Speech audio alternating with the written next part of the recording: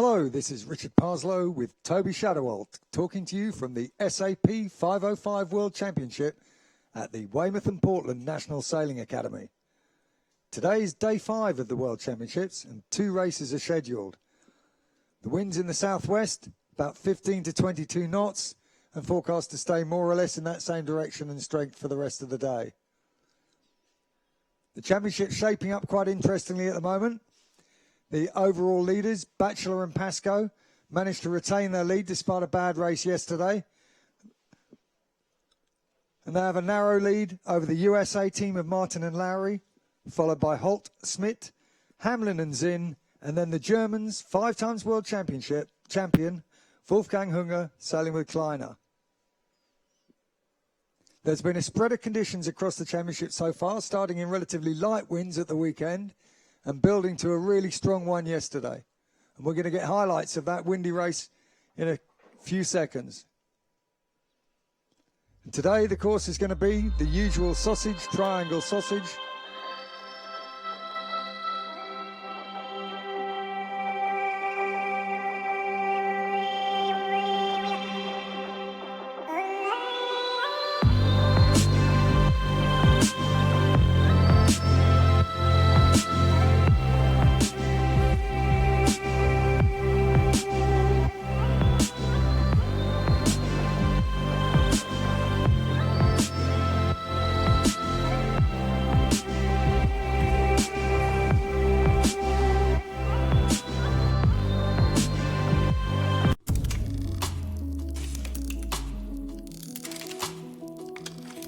Day 4 of the SAP 5O5 World Championship 2016 was going to be tough for the sailors, thrilling for the spectators.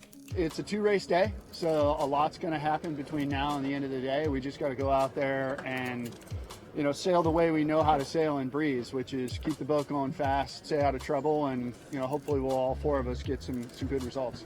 It was a brisk sail out to the start on East Weymouth Bay, with the wind reaching 18 to 20 knots, and the fleet knew it was going to get stronger.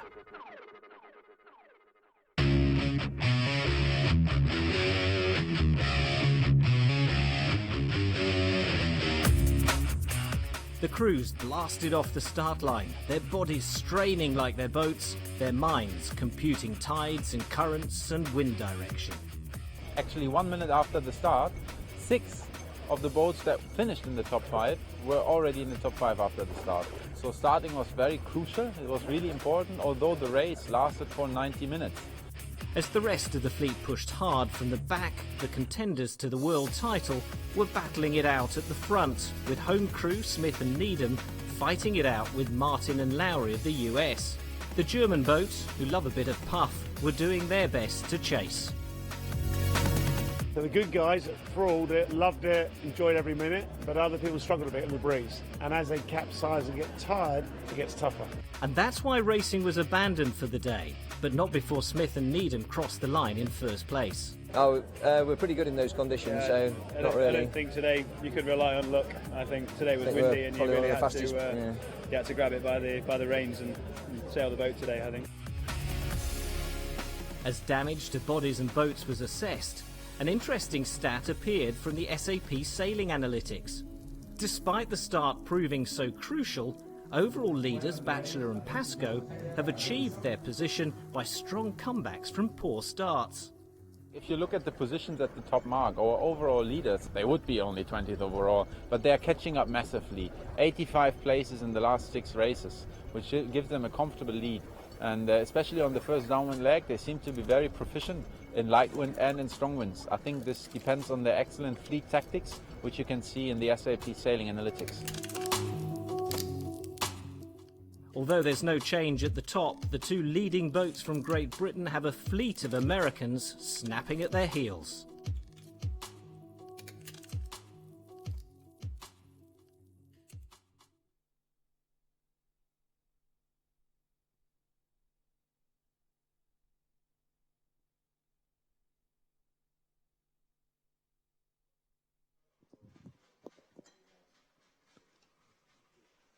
Okay, so we're just getting ready for race number 7 in the 505 World Championships here at Weymouth and Portland National Sailing Academy.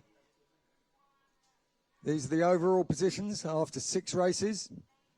Batchelor and Pascoe hanging on to their lead, discarding their 14th from yesterday. 7 points ahead of Pinnell and Davis, followed by Martin and Lowry, Moore and Butner, Holt and Smith, Hamlin and Zinn, Hunger and Kleiner, Findell and Tellen, then the Boyce and Mullers, and Nicholas and Hawes from New Zealand. I think it's interesting to see that we have Findell and Tellen. They finished yesterday in 10th, and today they will be the boat with the gate start, so they will have to go to the right-hand side. Yes, and it was interesting as well. The wind's in a similar direction to yesterday, Toby. And yesterday we noticed that there was a significant gain to be made at the end of that beat. There seemed to be a port lift or maybe some tidal advantage out on that side of the course, just near the windward mark. So, as you say, Findell and Tellen are committed to going right. Even if they tack as soon as they're released, they'll be the furthest rightmost boat, and we'll see if that's we'll see where they can get around the windward mark. A little bit less wind than yesterday, so it's going to be a little bit easier for the people who were struggling yesterday, and more of a boat speed rather than a boat handling type of race. Yeah, that's true, exactly. Especially at the start with the wake of the rubber boat going pretty fast, we saw some difficult technical handling issues. I think today that might be a lot easier, giving everybody a more even start. Because the committee boat's not going as fast because it's less windy. Yeah, but you can see on the video here, there's still a good breeze outside. Yep. I think we have roughly 2.5 minutes to the start. Okay. It's going to be a great race, I think. For those of you who don't know what a gate start is, it's very useful in very large fleets such as the one we've got here, the 140 boats. A Pathfinder sails as fast as he can on port tack. That's the Pathfinder in shot right now. When the start gun goes, he sails as fast as he can on port tack. He's followed by a committee boat, and the rest of the fleet file past the back of the committee boat on starboard, one at a time, out through the gate that's being opened by the Pathfinder. After 3 minutes, the Pathfinder is released, at which point he can tack or he can carry on. The committee boat carries on for another 3 minutes at a similar speed and then cuts his engines. So if you haven't started 6 minutes after the start, you're disadvantaged. Yeah, so now we have 1.5 minutes to start. You see Findell and Tellen, they are lining up on the left-hand side, and the majority of the fleet is rather on the right here. They are now waiting for the gate boat to arrive. Okay. And yesterday's race, we saw most of the good guys spread out pretty far apart along the line. Some were starting early, some were starting late. Richard, what do you think? Is it going to be the same situation today? Well, the answer, as always, is it depends. We're getting closer to the end of the series, so I think the overall leaders will be looking at the other people who are close to them overall, and maybe they'll be wanting to start near to them to make sure they don't get too big of an advantage. But again, looking at this wind direction, it does seem that Portland's going to be a big factor, especially as they get closer to it up at the windward end. You mean the big hill on the windward side of the course? That big lump. Yeah, exactly. Yeah, that might be true. Right here, we are now looking back from the boat that is actually driving behind the gate boat. Pathfinder. So actually, all the other boats, they will have to pass right behind here. And yesterday, as Toby said, we could see there was so much wake and wash coming out of the back of the committee boat that it was having a big effect on the boats that were coming round its stern close. Yep. And there's 2 factors to that. One is the big wave they hit on the windward side of it. And that's the start gun. So the Pathfinder is off. So you can see the committee boat accelerating. That's the speed that these 505s go upwind. And the first boat started. You can see them coming around the back of the committee boat. So the first thing they do is hit that big wave on the entry to it. And then you've got a bit of bad water, which is affecting the centerboard in the middle. And then if you're really quick, Toby reckons you can get over the wake and actually plane down the far side. But none of them seem to be able to do that yet. So here we have... again, Jens Findell and Johannes Tellen, they are the gate boat on port tack. This blue one? The blue one, yeah, sailing full speed as fast as they can. Actually, I sailed the 505 World Championships with one of them, with the crew, Johannes. It was great. I think They have a good crew weight for this, and they will power along. You can see here they're going really fast. Yes, and you can see somebody missed the gate there in the background. He was a little bit late, a little bit too far to leeward, and that's it. The rest of the boats you can see very clearly now in the center of your picture. Straight line, straight out the back. So it's considered a very fair way to start, but you can see some of the people who get it wrong, they arrive late or they're to leeward, and that's them rooted because everybody else has got a competent start and they've got an incompetent one.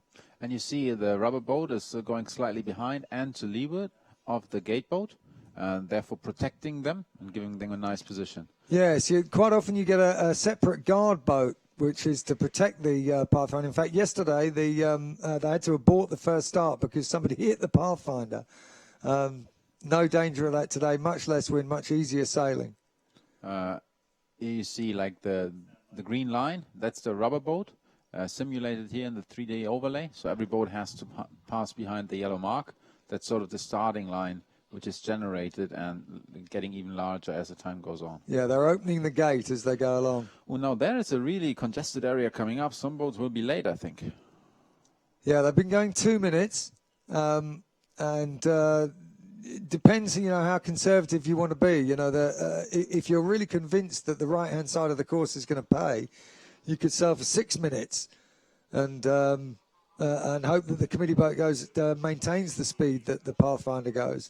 But that's taking a bit of a chance. Normally, you're better off starting within the 3 minutes determined by the length of time that the Pathfinder is actually sailing. And if you look at the tail line, actually Findle and Tellen are drawing into the water. You see the wind is very consistent. There is not much of a gap in it. They are pretty much like sailing in straight line. Yeah, the last thing they want to see is sailing all the way along here on a huge port lift. No, it looks good for them. So at least it's going to be fair.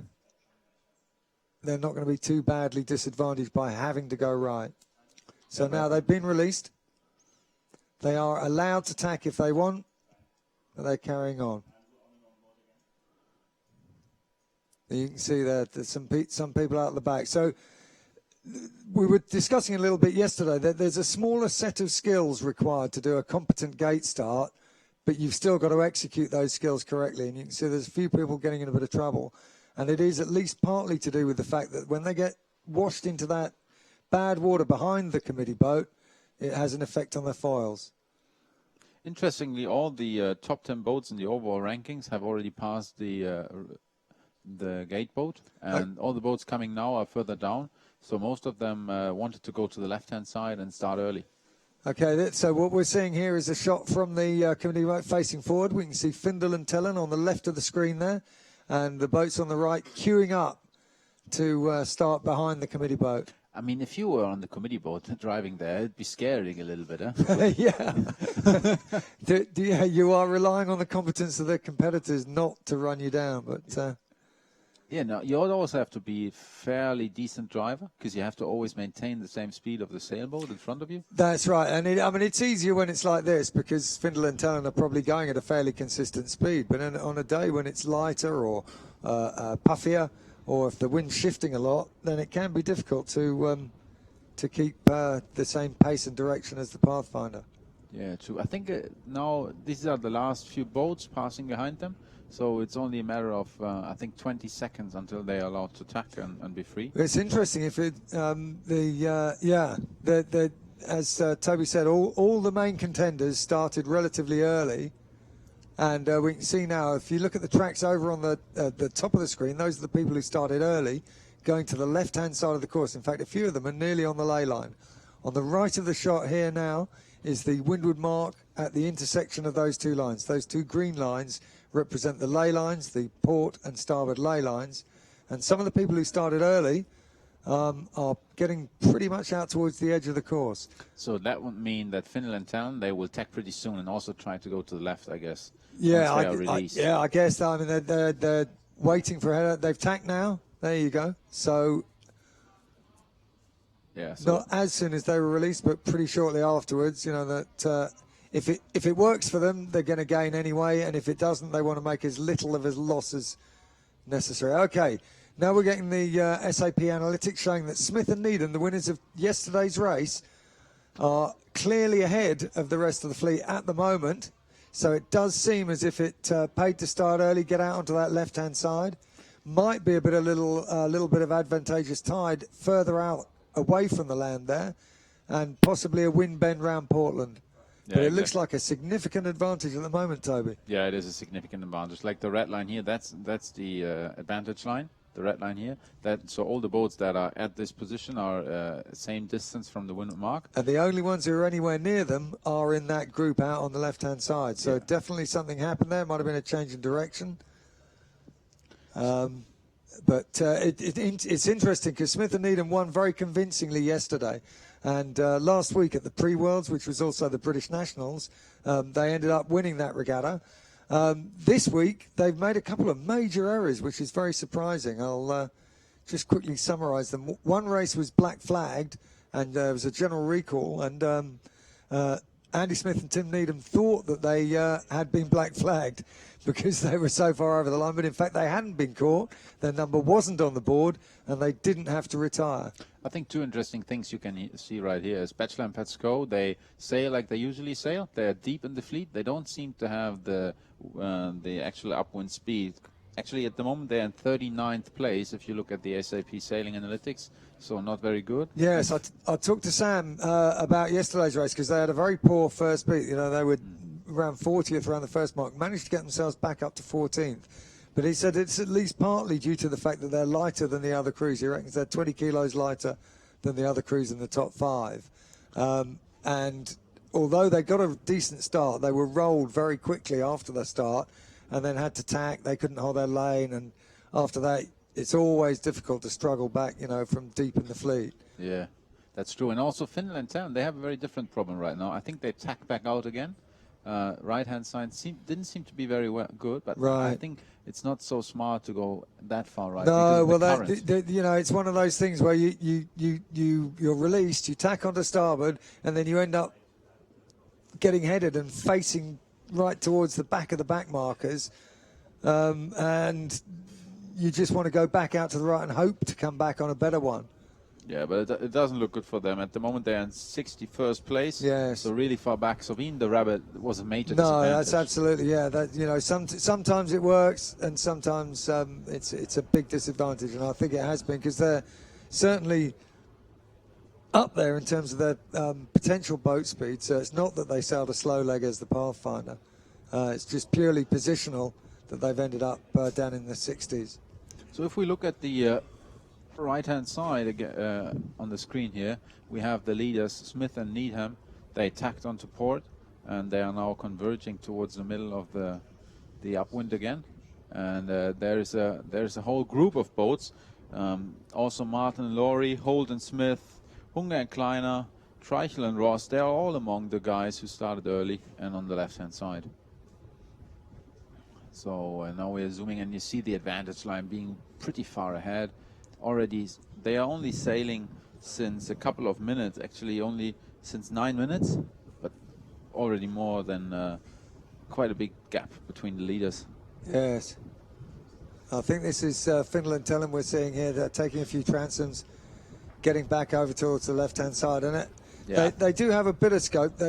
If they can get out to that left-hand side, which we reckon paid at the top end yesterday, if they can get out to that side, then they got a chance of saving some places. Yeah, I think so. That's what they should do. I mean, it's a long race in the 505 class. You just have to minimize your losses. And exactly the right thing they do right now to go back to the left-hand side. And you see everybody who's passing their stern or just in front of them, they have a very good chance to pass up to the top mark. Yeah, over in the group of leaders, the Smith and Needham have basically got that group behind them under control. And as Toby pointed out, Batchelor and Pascoe, another bad first part of the first beat has left them with a lot of places to catch up. It's not as windy as yesterday, so their lightweight shouldn't be as much of a disadvantage as they felt it was yesterday, but still obviously not really on top pace in these conditions, and they're going to be looking to do another major recovery on the downwinds. What do you think about the technique here on starboard tack? If we see Finland Town on the upwind, what do you think is crucial now to have excellent speed? Well, you can see they've got a fair bit of mast rake on, That always helps to depower. It's an efficient way of depowering. They had a little bit of low down bend. The mast bend pretty even. Again, that's to flatten the sail and depower. And they're just trying to keep the boat speed up. It's an awkward little chop. It's not big waves with this with the wind in this direction, but it's an awkward chop. So you've got to keep the boat driving and try and sail as free as possible. But you can see the distance behind they are already. There's Smith and Needham coming back on port. There's a few boats got a bit further out to the left of them, but they are definitely controlling the group that's coming back across, coming towards the centre of the course now and approaching the windward mark. So you mean on the left-hand side, you mean these boats here? Yeah, those are the ones who have managed to get out beyond them. But the main ones, the ones who are closest to them, they're firmly in control of. That's the ones who are nearer to them, immediately behind them. Yeah, this exactly. is like the leading group, and they didn't go too far. This is like perfect position, I guess. Yeah. But if you went too far left, like the others, that will cost you. Yeah. Well, again, you know, anytime you get out towards the ley lines too early, if you're not leading, if you're leading, you're taking a risk, and if you're not leading, you're almost certain to get somebody sailing on your wind. So you're compromised, and if you're out on the ley line, you can't even tack out to get out of the way. You've just got to suck it up and get on with it. Yeah, true, yeah. And that's exactly what's happening with these boats. So they have to go back down again, and this is like distance that is extra, like too much distance. They sail. They've already sailed that extra distance, and now they've got to come back. Sheets eased maybe, but you know everybody except that one leading boat is sailing in bad air. And so boats will go around this mark here, and then back onto a downwind, set the spinnaker back down where they started. And the 5Os with the big spinnaker they've got, they do some. We'll talk about it a bit when they get round the mark, but they don't sail straight downwind on a dead run. They do it on two broad reaches, and it's an interesting technique because the how high you sail depends on the wind strength and how much apparent wind you can generate by going higher. So we just saw a swap in leadership. I think now Martin and Laurie are ahead of Smith and Needham. So this is really tight just in front of the top mark. Did they come back across earlier? Yeah. I think they did. I think they were to leeward of Smith and Needham. Yeah. So we're zooming back in. You had a nice shot, nice aerial shot. You see where they sail on Weymouth Bay. Now Smith and Needham, they are back ahead again. I think it was just the maneuver loss they had during the attack. Right. Okay. Yeah. So in first place, we have Smith and Needham right at the moment, followed closely by Martin and Laurie. And so those are two contenders that are also very well in the overall rankings. And in third place, we have Higgins and Johnson. Unfamiliar names up in the top group, but still also interesting to see.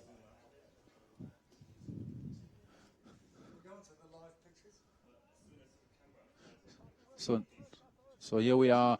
They just rounded. They got a 30-meter advantage. Excellent job again. Like after winning yesterday, I asked them, what's your goal for the next 3 races in the championship? And they just replied, well, we want another 3 bullets. I mean, got to be ambitious. I was surprised by that ambitious goal, but they just seemed to back it up. Yeah, exactly. Well, I was going to say this. So they made one mistake where they retired when they didn't have to, where they thought they were black flagged and they weren't. And then in another race, race 4, they were leading the race. And the course they're doing here, Sausage First, that's the windward leeward, where they go through a gate. The next lap, they do a triangle, which is from the windward mark, they go out to a jibe mark and back into the leeward mark. Smith and Needham got confused because the second reach turned into a run, and instead of going around the triangle mark, they went through the gate. So that again resulted in a non-counter. Did not finish. So they've already had both their discards. They don't actually get a second discard until we've done both races today. Now at that point, the overalls will shake out. But right now, with only one discard, having to count one of their DNFs, they're right back down in the pack. But we'll see. After 2 races today, we'll get a more realistic position. So you see now boats are going around the wind mark. Richard, do you think there's sort of a relief after you don't have to beat up wind again? Well, yeah, maybe there's a flurry of activity getting the kite up, But definitely not necessarily a relief, because after you got the cut up, you got to pump. Or if you're doing the apparent wind sailing, you're going to be out on the wire and playing that kite, and the helmsman's going to be pumping the main. So not much of a rest in these things, but certainly feeling you're getting less of a battering from the waves. Going with the waves is much easier on your back than pounding into them. All right, yeah, but it's really crowded here. You see, I mean, awesome pictures here from the top. So many 505s rounding the top mark. Is it hard to find your directions? I mean, you could easily crash into one another. Well, yeah, you have to have a good look around before you start the running leg. You can see they're doing a little. There's a spacer course here. A lot of boats are a long way to windward of it. The windward mark's the one on the left, the red one, and just on the right-hand side of the screen there, that's the spacer mark. So that's to prevent the boats coming around the windward mark and crashing into the ones who are still coming upwind. Then after the spacer mark, you've got to decide if you're just going to set the kite in a straight line and carry on starboard, or if you're going to do a quick jibe to get over towards the left-hand side of the course. And if you do the quick jibe, then that's where you've got to still look out for the beating boats who are all coming up to the windward mark there. I think actually Smith and Needham, they made a very quick jibe. The race leaders, very unconventional move. They jibed early. When I talked to them yesterday, why they jibed, yesterday they had a fairly early jibe as well, but today they jibed straight after the mark. I think they want to avoid the strong current on the left-hand side, and so far it seems to pay out. They have already jibed back, and now they are powering down the course. I mean, a lot of separation between Smith and Needham and Martin and Lowry right now. Yeah, no, I think that our drone that will start to fly down the course. Maybe that's possible. Yeah, that'd be good. So we can. Or if we look at the there it is. 3D. Now we are following the course and the 505s. They do it around 15 knots right now, and it's excellent to see. I think to see the boats with the spinnaker going down with the waves here, and so many boats in the 505 World Championships. Actually, more than 130 boats. Excellent. Okay, here's the 3D, and you can see Smith and Needham, as Toby said, they jibed early, and now they're coming back on starboard. So it looks as if they still, Martin and Lowry are fairly close, but those leading two are well ahead of the rest. They've got a big gap. Yeah, actually Smith and Needham, if you look at this SAP Sailing Analytics, they have a lead of roughly 40 meters, and then it's another 150 meters to the third boat, Holt and Smith. So they are quite far ahead. It's a battle between the two. Right. Now that definitely makes it easier for both of them. They only have to concentrate on the other boat. Right now, I'd say the danger is, if you look back down the fleet there, Holt and Smith being identified there. Now, we know they're quick in these kind of conditions. They've underperformed so far in this regatta. They're not so good on the first day where it was light, and didn't really impose themselves on the fleet yesterday either. But they're definitely ones to watch in these conditions. I think if you look at Batchelor and Pascoe, they are doing fairly better than yesterday. I mean, at the moment they're sitting in 19th, so they seem to like the wind, which is a little bit lighter. Yes. And they follow a similar strategic pattern. They had a fairly early jibe, went to the left-hand side. I would reckon they would jibe again before the ley line, just to avoid any risk. As Toby says that, there they go. I think they're jibing now. Yeah, that's it. So that looks like not very strong in terms of overall position for them. But I think they are just minimizing the risk and stay in the game. Yes. Yeah, and the other mistake we saw Holt and Smith make yesterday was after the jibe, they overstood the gate on the first downwind. That they sailed too far on starboard, and then when they came back on port, they had to drop the spinnaker. Yeah, and if you look at the 3D picture right now, it's interesting to see boats are converging now to the leeward gate, and now they have two options. They can either go around the left mark, this direction, or around the right mark, this direction. And since on the first beat, the left-hand side was much better, like here, I would reckon that many boats will follow this strategic approach and go that way. Right. And this is something you've got to talk about further back up the run, because it determines your whole approach to the leeward mark. Yeah, so Martin and Laurie, they went to the left-hand side. They will have to take the other mark. So I guess there will be a split now, with Smith and Needham taking the more advantaged side of the next upwind. Yes, yeah. Smith and Needham have definitely gone around that left-hand side gate. It's on the right of your picture now, but it's the left-hand side as you look upwind, and they're going to be going to the left-hand side of the course initially. Now they've got a little bit of a lead over Martin and Larry, and they've got an even bigger lead over Holt and Smith. But at the moment, all the first two boats went around the left-hand mark, and it looks like Holt and Smith might be. No, they're going to go around the same mark. Yeah. I thought they might nip round and jive down to get a bit of separation, but I think the general feeling among this top group is that the left-hand side paid early on, and that's the way they all want to go. And for Holt and Smith, they had a chance to go the other way, but there's no point in going the other way if it's the wrong way. So you might as well follow these guys, just try and close them down with boat speed, and maybe look for an opportunity to pass them later on in the race. Richard, I think also another point is quite critical. Like with all the boats here coming down, there is also bad air to leeward of them here. There's very little wind. So you might want to avoid the left hand. But again, that's different from yesterday. We noticed yesterday all the boats went a long way on starboard and came back in on the port side, on port side, and that would have been blanketing the winds of these people coming away from the gate on starboard. Today, most of the bulk of the fleet there is coming in on starboard, so they would blanket anyone who went around the left-hand gate. Batchelor and Pascoe have pulled up a little bit. They were only in the 20s at this point yesterday, so they're not as bad as they were yesterday. I mean, they do their magic again. They were in 29th at the top mark. Now they're already in 13th place.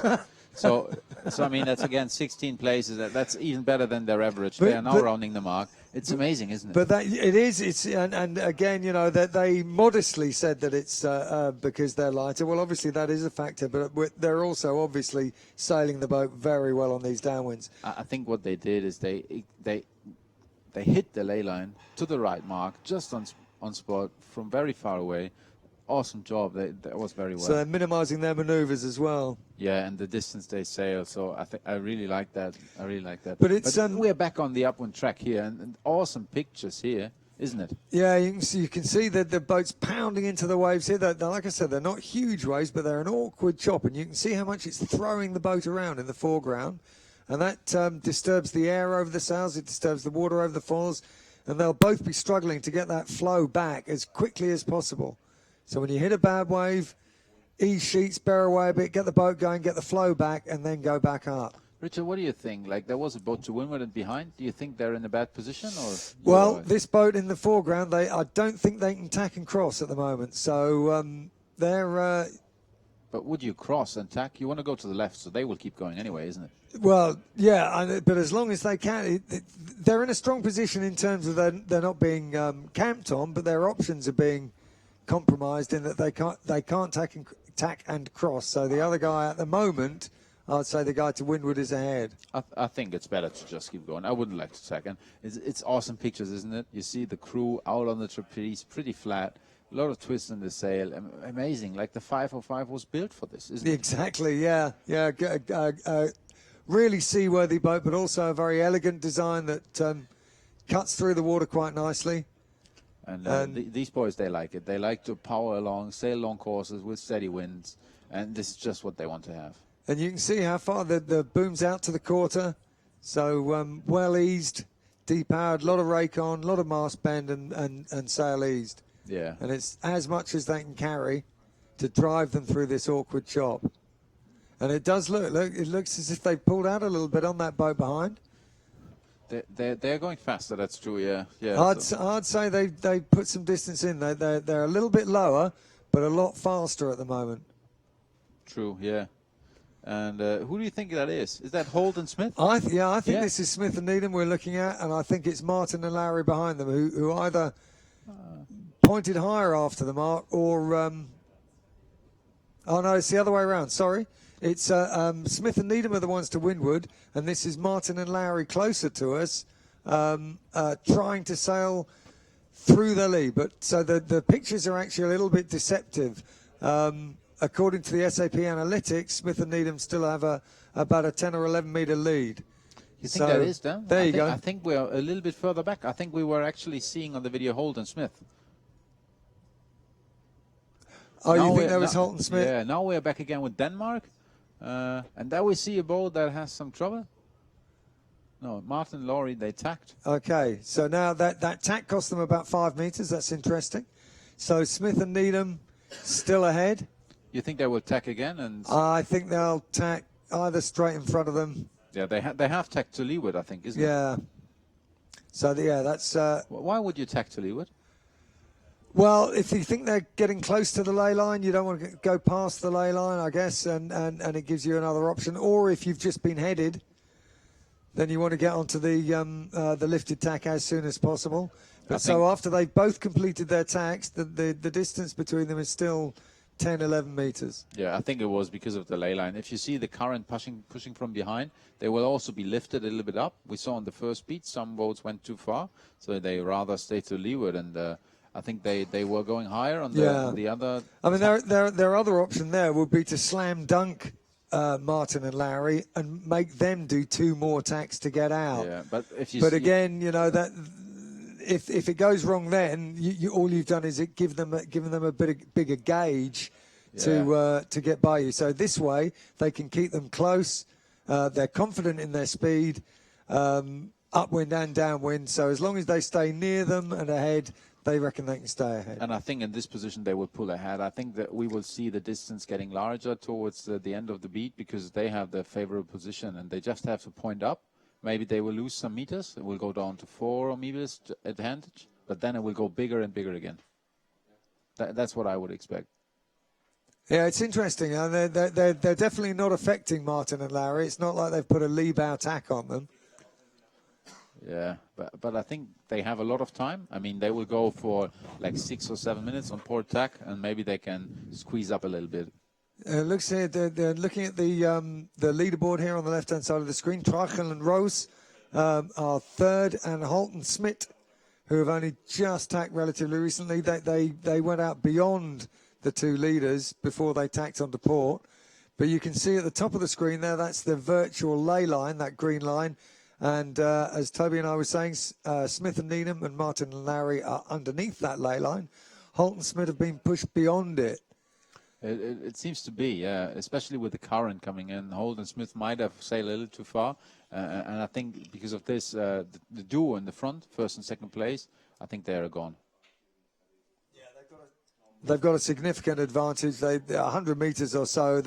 Basically, it's a 2-boat race for the lead as far as they're concerned. But if you look back at Batchelor and Pesco, I mean, this is really important for the overall standing. And they inched up another place. At the moment, they are sitting in 13th. Really fighting for every meter. It will be interesting to see how far they can get back up. Can we see? Can we put a tag on?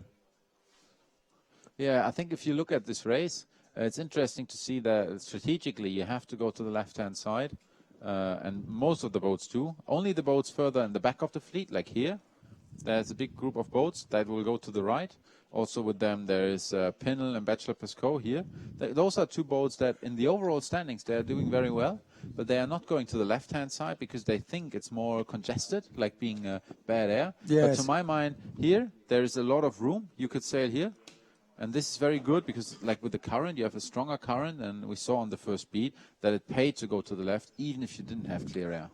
Well, I think the other point to bear in mind is that going into today's race, Pinnell and Davis were second to Batchelor and Pascoe. So there's a possibility that consideration is going through Batchelor and Pascoe's head as well, that they want to recover as well as they can in this race, but they also don't want to go too far away from Pinnell and Davis.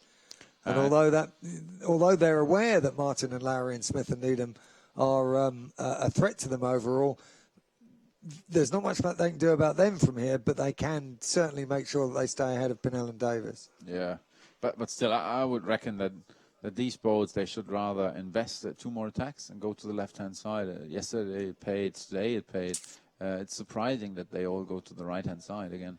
Yes, well, and Batchelor and Pascoe still going right, so here interesting decision going on there. So here on the right, on the left-hand side, you see there's boats going all the way to the left-hand side, and they will now get an advantage and get closer to Batchelor and Pesco, which are sitting down here, because the current on the left-hand side is just stronger and pushing them towards the next mark.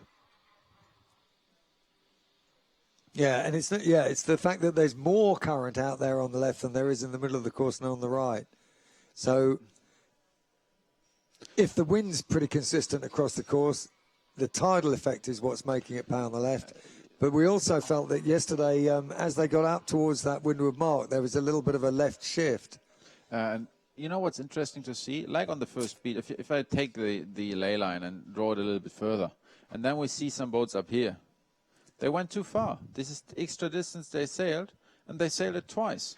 Once they went out there, and now they have to come back. So Well, they come back a little bit faster, though, don't they? Because they're not very off the wind a bit Since more. the wind is strong, I think it'd be good for Pinnell and Davis to tack pretty soon, right, somewhere here, and go straight for the mark. Like, this is extra distance. They don't want to sail.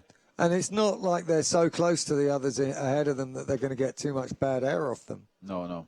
You only see that towards the top of the top mark, like with Holt and Smith, and with Martin and Laurie, they are getting a right-hand shift. Their angle is worse. Well, than that is interesting. Yeah, definitely has headed on port. Now, this is making Batchelor and Pascoe look really clever because they're over on that right-hand side of the course. They were ahead of Pinnell and Davis, but it was close. But if it goes any further right, look at the distance between those two boats. So with such a big leverage, with a big gauge between those boats, the small shift will make a big difference. If it goes right, that's a big advantage to Batchelor and Pascoe. If it goes left, that's a big advantage to Pinnell and Davis. And actually, if you look at the SAP sailing simulation, which you can use online, that predicted that towards the end, only towards the end, there was a slight right-hand shift influenced by the land of Weymouth and Portland.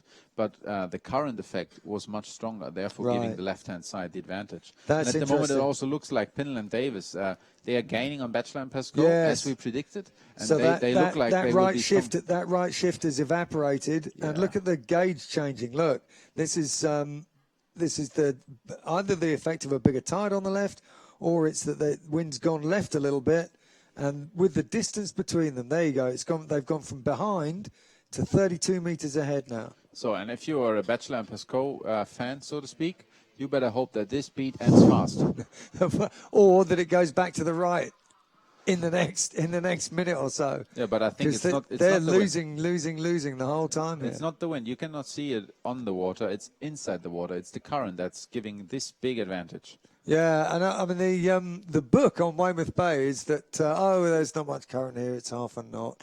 But the thing is, number one, it isn't. Quite a lot of the time, it is over a knot. And the other thing is that it's different one side of the course to the other. So now we see Martin and Laurie. They have passed the top mark. Just follow. No, they got ahead of Smith and Needham. Yeah, they got ahead of Smith and Needham. So they seem to have a slight speed advantage on the second upwind. And now they are on the reach.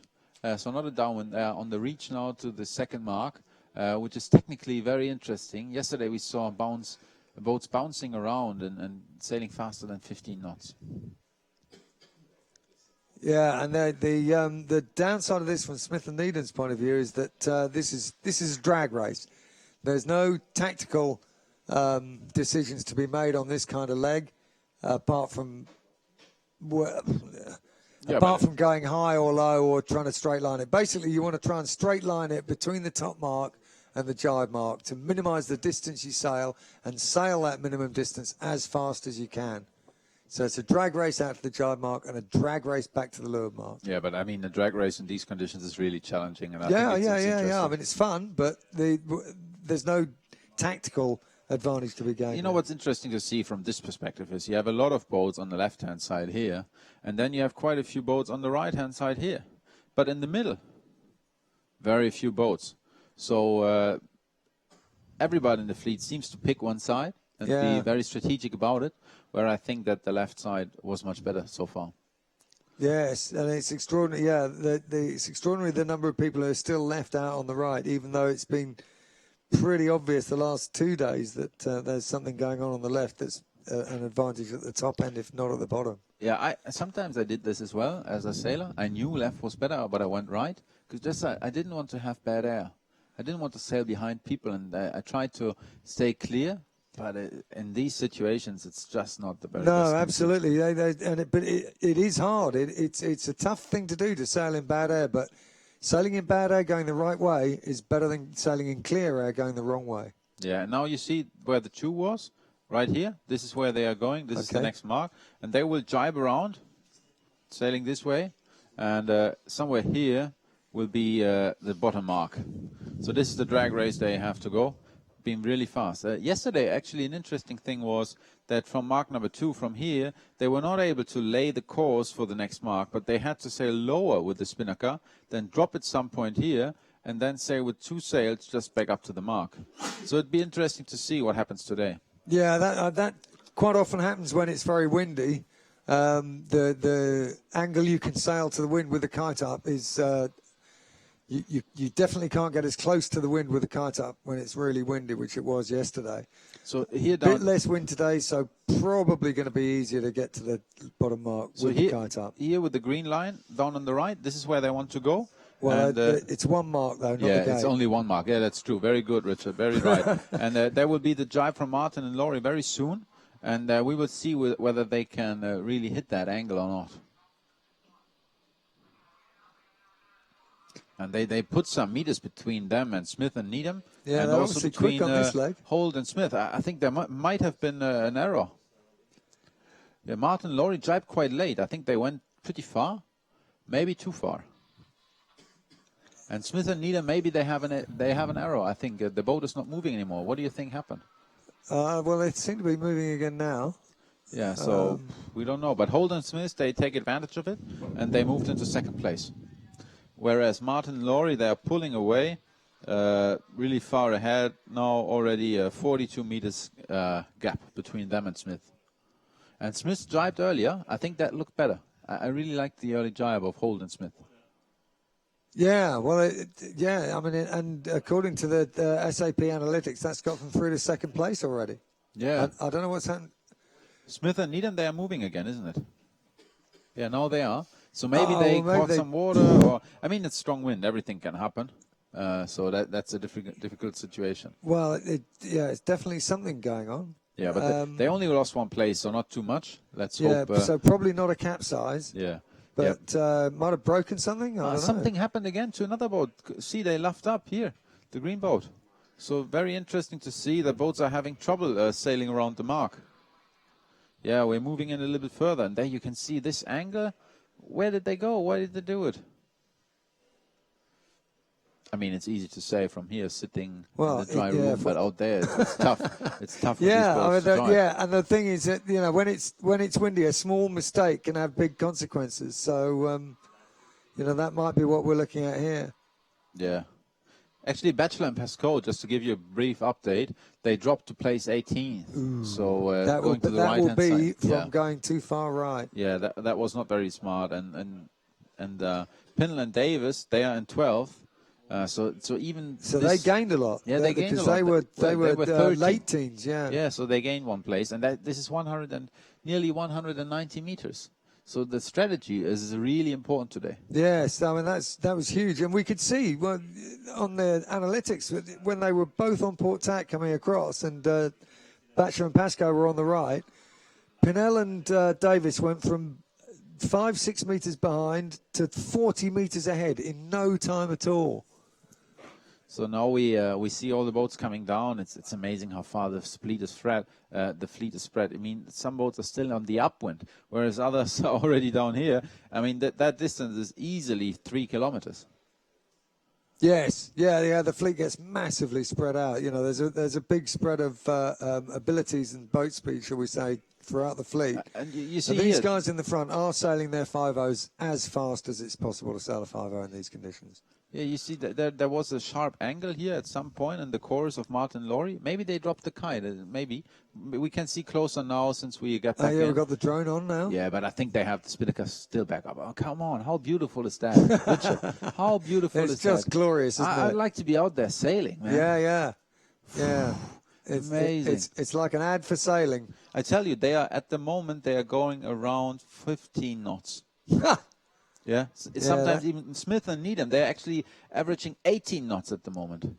Well, they've got the bit between their teeth. They're obviously quite angry about whatever it was that slowed them down on that first reach. Wow. We'll need to speak to them afterwards about that. Come on, you see that. Okay, so Martin and Larry going for the drop here. Yeah. So this is an easy mark rounding, isn't it? It's just You can only go one way. As long as they remember to go around the mark rather than through the gate. Yeah, this is Holden Smith, actually. I think the others, they have already rounded. Oh, they're the already mark. round. Okay, no, we see them in the distance there. Okay. Yeah. And Holden Smith, they have to round the right-hand mark, the right hand, not the left. So they are going the correct way now. Yeah, Mike Holt and Carl Smith, the current world champions, won the last 2 world championships, in fact. And they're back in 4th or 5th overall coming into this race. But these are their conditions. They love it in this medium to strong winds. Yeah. I mean, it can be irritating to see 2 marks, but you're only allowed to round 1. Only the right-hand mark you're allowed to round. And once they come back down again... Then it'll turn into a gate again. Yeah, exactly. But then to the finish. Huh? So it's an upwind, then a downwind, and then round the right mark and a small reach to the finish. But Toby was right as well. Look, they couldn't carry their kites all the way to the leeward mark. The angle was too tight. Some were not able, and some seemed to be able to do it. No, I think they all dropped them. But I think that's good. Because it brings 2 more factors into play. One, the timing of the drop. When on the course you need to do it so that you've dropped the kite and you've still got the maximum speed you can get in 2 sails. If you drop too early, then you're not. Then you're going slower for longer. And the other factor is the crew work, getting in and getting that kite down as quickly as possible to minimise your downtime during the manoeuvre. I think what's interesting to see is that all the boats keep going on. Why don't they tack? I mean, left-hand side was better on the other upwind. So it's headed. It's headed. The fact that they couldn't lay the mark means it's headed on port compared to starboard. But I don't know. Well, so I think if you sing to you and me, Toby, it would seem like a no-brainer to come around that mark and tack as soon as possible. Go a short distance so that you're clearing the boats who are coming down the reach, but certainly get over to the left. Now they're all on the right-hand side of the rum line. I think that if you look at Hunger and Klein, they are usually the ones who will tack early. I mean, not everybody will keep going, so somebody has to tack and take advantage. One boat tacked, actually. You can see it on the bottom of the screen here. So I would wonder, who is this? And it might be Hunger and Klein. Just like from their sailing style, could well be them. We will see.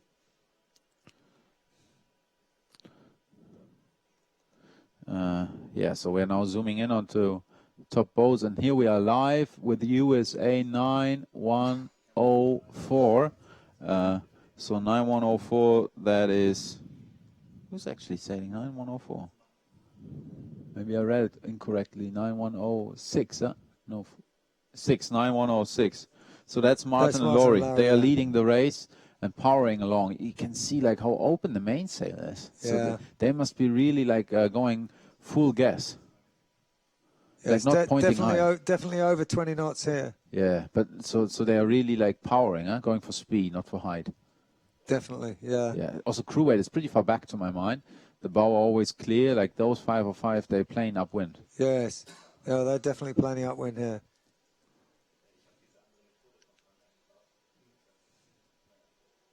Yeah, that's a great shot. Nice even mast bend. Do you like it? Yeah. Yeah, well, the mainsail's looking nice on it, isn't it? It's they're not ragging the main. We noticed yesterday a lot of the time, with it being windier and very gusty, the mains were ragging a lot. They're able to keep the main full, even though they've got the boom out. They're keeping the main full, getting nice flow across the sails. Jib eased, nice big slot. Richard, what do you think about the helmsman? Is he hiking hard enough? No, well, helmsmen never hike hard enough, do they? In the 5Os, you just get a nice big crew, get that weight over the side. In the helmsman's defence, the amount of extra that he could sit out would wear him out a lot more, and it doesn't make as much of a difference as if he's able to play the main properly and keep his brain alive. I mean, it's very surprising they're going to the right-hand side. Even Bachelor and Pesco, they lost so much even on the last few meters to the mark. They lost. They should be the ones to understand that you have to go left. Richard, maybe we're getting something wrong, I don't know, but... Well, it could have shifted. They could have been, even though they couldn't lay that leeward mark on port, maybe it has lifted on port compared to the previous beat. I don't know. But have you seen Bachelor and Pesco? They got a lot closer to Pinel and Davis again. they're back in again. So I think they must have had very good reach. Yeah, it's only 16 meters again. Yeah, so they were 40 meters back. Yeah, they might have done a better drop. I don't know. Batchelor and Pascoe there, they have now attacked. They are leading the flight out to the left. So, in fact, no, look, they've got ahead of them already. Batchelor and Pascoe are leading. Yeah, I mean, Pinnell and Davis by 20 meters. I think the top group has also attacked right now, but pretty late. Yeah, well, they're nearly on the ley line. Yeah, that'd be interesting to ask them later when they come ashore. I'd love to know that. Why did they go to the right? You've done 2 beats where it paid to go left on both of those beats, and you get to the 3rd beat and bang a right. So who went left? Let's have a look at the boats who went left. I mean, who's there?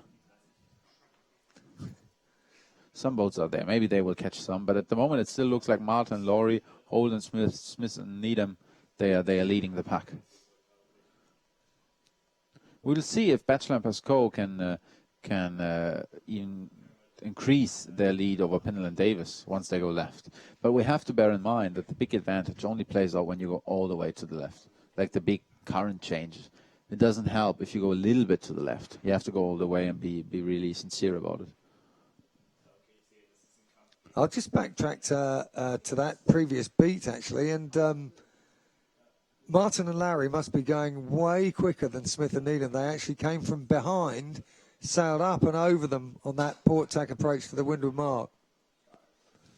So they've definitely got some speed in these boys. Yeah, maybe we can get some live video coverage again on the starboard tack. That'd be great. There we are. Okay. Good. So I think this is nice to see because now you have to go against the swell. Richard, what do you think you have to do in order to make the boat fast? Well, you definitely can't stuff into these waves. You know, when as we can see, the waves are much more coming straight onto the bows.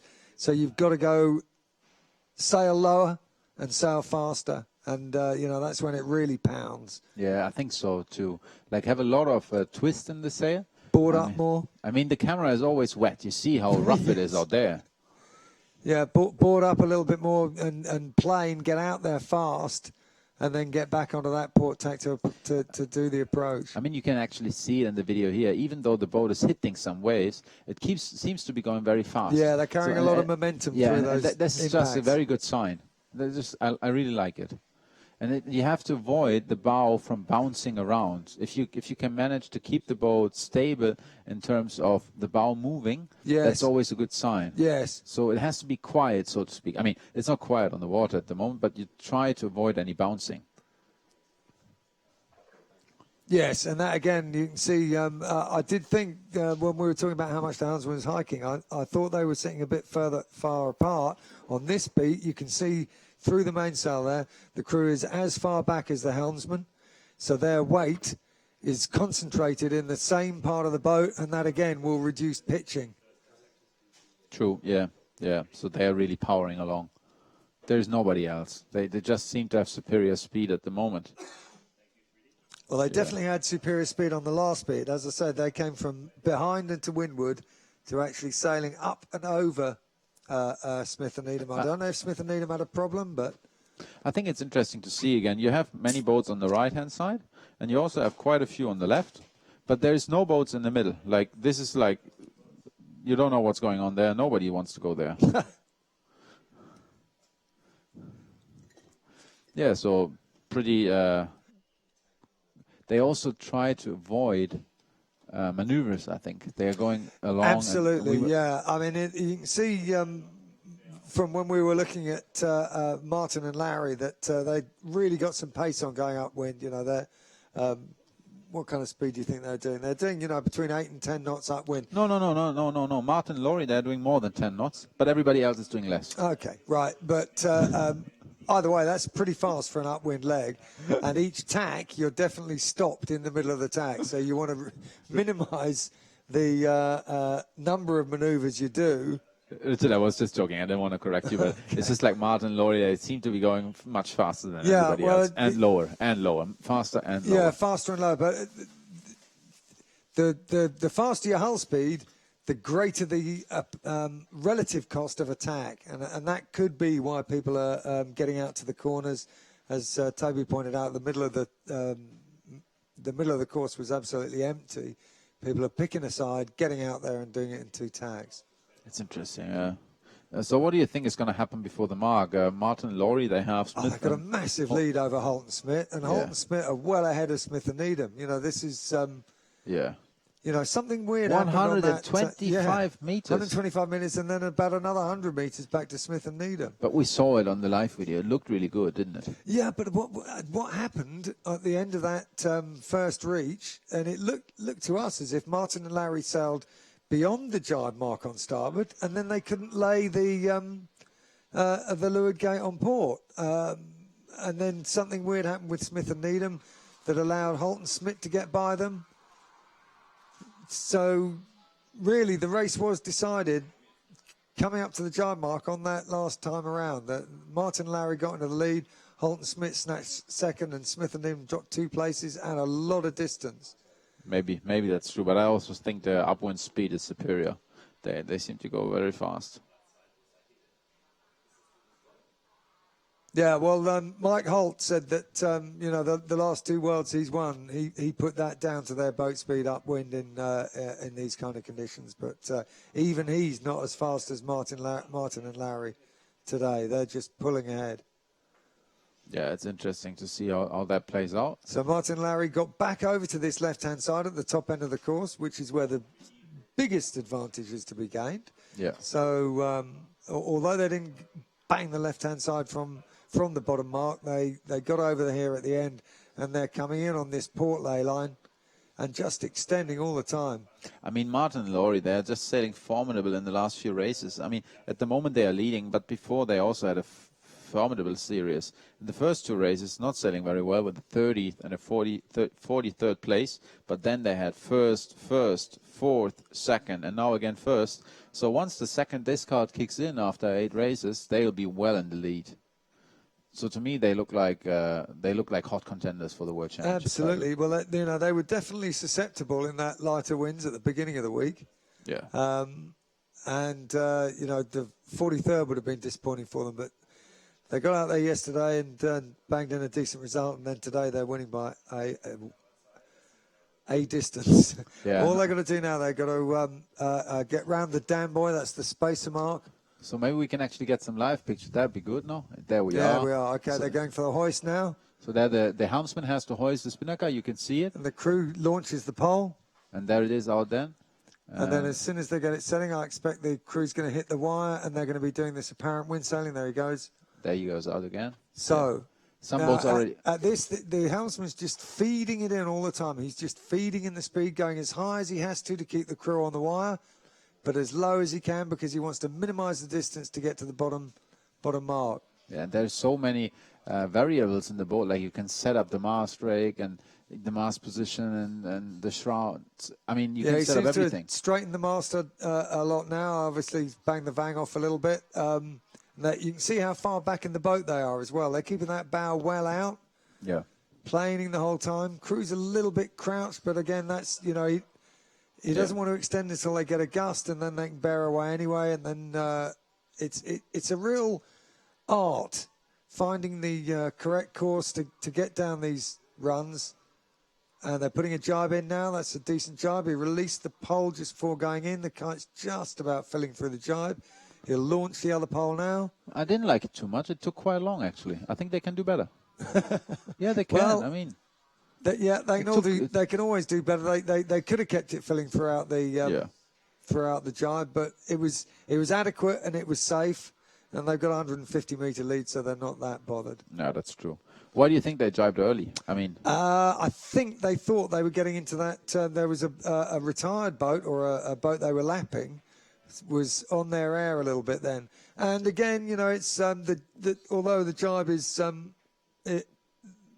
expensive, it's not that expensive, and this will mean that they can get down to the bottom mark, keeping their options open. It's like staying in the middle of the course on the upwind. Yeah, they haven't pushed it out too far. And we saw yesterday on the first downwind, Holt and Smith went too far and had to drop the kite to get back to the leeward mark. And I guess the other reason we just saw on the analytics, the other reason that Martin and Larry jibed them was that the next 2 boats behind them, although they're a long way behind them, 300 metres now, they're on the other side of the course. Yeah, so Martin and Larry jibed to be safe, to stay at least going the same direction as them. To me, this is really interesting. I mean, on the up when you go right, and on the down when you go same direction again. That's very unlikely if you expect a current advantage. So the only reason they are going there can be that they think there is more wind on the right-hand side of the course. I mean, could be, yeah. Why else would you go there? Well, here, I guess if it was, if there's more current in your favour on the beat on the left-hand side, then they would have wanted to jibe early to get out of it. Yeah, but they went on the right on the upwind already. So, but here they're getting to the right at the bottom end. So yeah, but we see Hunger and Kleiner, they go the other way. Be interesting to see if they can catch up, although the distance was very likely to be too large. They were roughly 100 meters behind the pack between second and third at the top mark already. Yeah, the distances do get big. And we saw exactly this yesterday. The race is pretty much sorted out, you know, the scope for changing positions at this stage is less because of the gaps just get bigger and bigger and bigger. The rich get richer. Yeah.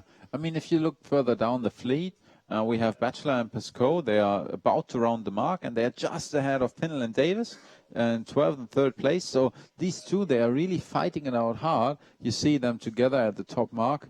They are now rounding. Will be interesting to see if they jibe or not, since Batchelor and Pescoe, normally they jibed early. I'm interested to see how they do now. Yeah, this is good. Yeah. Let's see what happens there. I mean, Batchelor and Pescoe round now, legging it for the spacer mark. There didn't seem to be much of a difference between going left and right, since Batchelor and Pescoe were slightly ahead of Pinnell and Davis at the bottom already and went far to the left. So let's see what happens right now. Very close together. It's also very important to set up the kite nicely and not be rolled by other boats. Right here it was very close, I think. And yeah, but now they're setting off again, and it appears to be that. Okay, they've just done a straight hoist, both of them. Yeah, straight hoist, and off they go. And it's also a slight advantage to have a straight hoist because you have clear air. If you jibe early, you get into the bad air. The people approaching on starboard. Yeah, here this is all area with bad air. You normally want to avoid it. And the jibe set itself is more expensive than a straight set. Yeah, that's true as well. So what do you think? Now the boats further to the back, they all keep going to the left-hand side, it appears to be. Only very few boats go to the Well, left. I think it is, I think either Smith and Needham jibed and Holt and Smith jibed to cover them, or Holt and Smith jibed. They'd seen Martin and Larry go a long way on starboard, so they just wanted to do something different at that point. You know, they're a huge way behind. If there's any potential to gain, then it'll be by going a different way. Do you think Martin and Laurie went too far? Maybe, huh? Maybe, but I don't think it'll be as expensive as going too far yesterday, because I think they'll still make it into the bottom mark with the kite. But you're raising the correct point, I think. Yesterday they were in the lead, and they went too far. And so they might be extra careful not to go too far in the downwind. You think, but because you can see they're already beyond the ley line. Yeah, now they luffed up hard. I mean, they changed their course, but they're so far ahead. I think they can avoid this. They can compensate for this mistake. Maybe they were just enjoying sailing so much on that port tack. You're always so friendly, Richard. They were just enjoying it so much I think they suddenly woke up and realised, oh man, we've got a giant. I think they realised, we have to go around that mark and not straight into the finish. So maybe we can swap back to some live pictures. I don't know. Can we get some? Maybe not at the moment. It's windy out there. But what's important is they were around this mark here. Yeah, they're right around it now. And then go to the finish. They sailed a little bit too much distance, and they've had to come back on a little bit too much of a tighter course than they'd like. But but they'll make it through the gate now. Now they've just got to leg it to the finish. Yeah, that's right. Yeah. So Holt and Smith, they seem to be able to hold on to Smith and Needham. Oh, here we are back live. Oh, amazing! Pictures. Just to orient ourselves. Okay, so the boat on the right, that's Holt and Smith. Yeah, and to the left, that's Smith and Needham. Smith and Needham have definitely closed them on this. They were 100 metres behind at the windward mark. So now they are reaching back into the finish, but they can't catch them anymore. They won't overtake them on this Martin leg. Lowry just ahead. Martin Lowry. They just went through the finish. What an amazing race from them, huh? Yeah, extraordinary. They were powering along. Whatever happened to Smith and Needham, they overtook them before they got to the windward mark. They sailed up and over them from behind on the windward leg, and then really extended when Smith and Needham had their incident before the jibe mark. I mean, I would have loved to sail that race. Yeah, it was beautiful. It just looks so beautiful, isn't it? I mean, you get such a nice view here of the conditions out on Weymouth Bay. It's amazing. I mean, it's just amazing. Yeah, strong wind, sunny. And you see nobody else is coming. These three were... Hamlin and Zinn are the next ones, closely followed by Hunger and Klein. They are just rounding the gate mark, so still behind. Yeah. Yeah, there is Hamlin and Zinn. And Higgins and Johnston also doing an exceptional good race for them, because in the overall standing, they are far back. So that's a nice sign of sailing, isn't it? That even somebody who's maybe only in 40th place overall, you can have one good race. Yeah. I mean, everybody has a shot. Everybody can sail with the best. Yeah, exactly. Yeah, and what a day to do it. You know, that's definitely not luck that they've got their 6th place today. That's no, I'm sorry. In overall, they are in 11th. Yeah, so, yeah, not too bad. Yeah, but in 11th. Yeah. So it's not that they got lucky to get that 6th. That's just, no, but it's their best race so sailing. far. Yeah. Yeah. But and also Hunger and Kleiner, they seem to get into the regatta better and better, with the last races all being in the top 10, and they really inch forward slightly. But at the same time, we have to say all the boats that are in the top 10, they seem to enjoy these conditions and sail consistently very far in front. Here we have Moore and Butner coming up. They are in 6th overall. Also have a very strong and consistent series. So far, not doing many mistakes and finishing 7th in this race. And right behind that, there is a pack coming up. Really interesting to see who will inch ahead. In that pack, we have Cameron Heritage from Australia, Böhm and Ross from Germany, and Gillard and Underton from GBR. Just about to round the mark. It will be interesting. I think Böhm and Ross, they have the best position with the inside overlap right there. Great shots here from the drone. And who is to windward there? That's Cameron and Cameron and Heritage. And they seem to be just ahead of Gillard and Underton, isn't it? Yeah, they just finished ahead.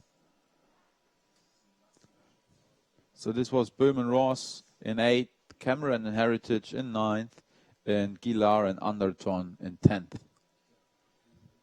And then we're going to see Batchelor and Pascoe and Pinnell and Davis coming up. Yeah, Batchelor and Pascoe in 11th, and Pinnell and Davis in 12th.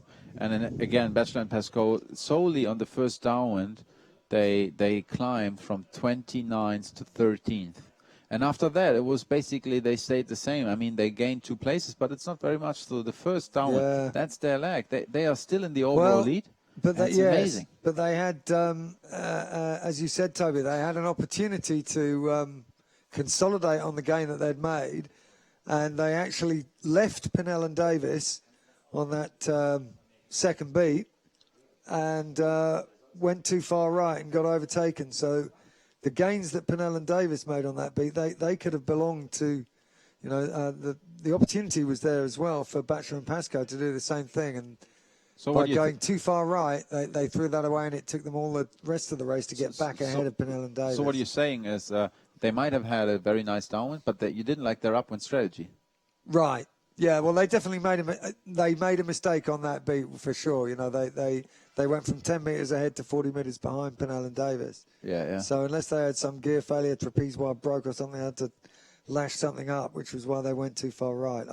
I don't know, but it was definitely an error. So even the master catchers, I say like those who catch up most, they make some mistakes on their way. Yeah, that's true. Good to see that not everything is perfect with them. No, as you say, they're still in the lead just overall, but their lead's been reduced, and their second overall now is Martin and Lowry. Yeah. And You can, I mean, you can have a look at the overall leaderboard, and I'm sure we will also do that later on.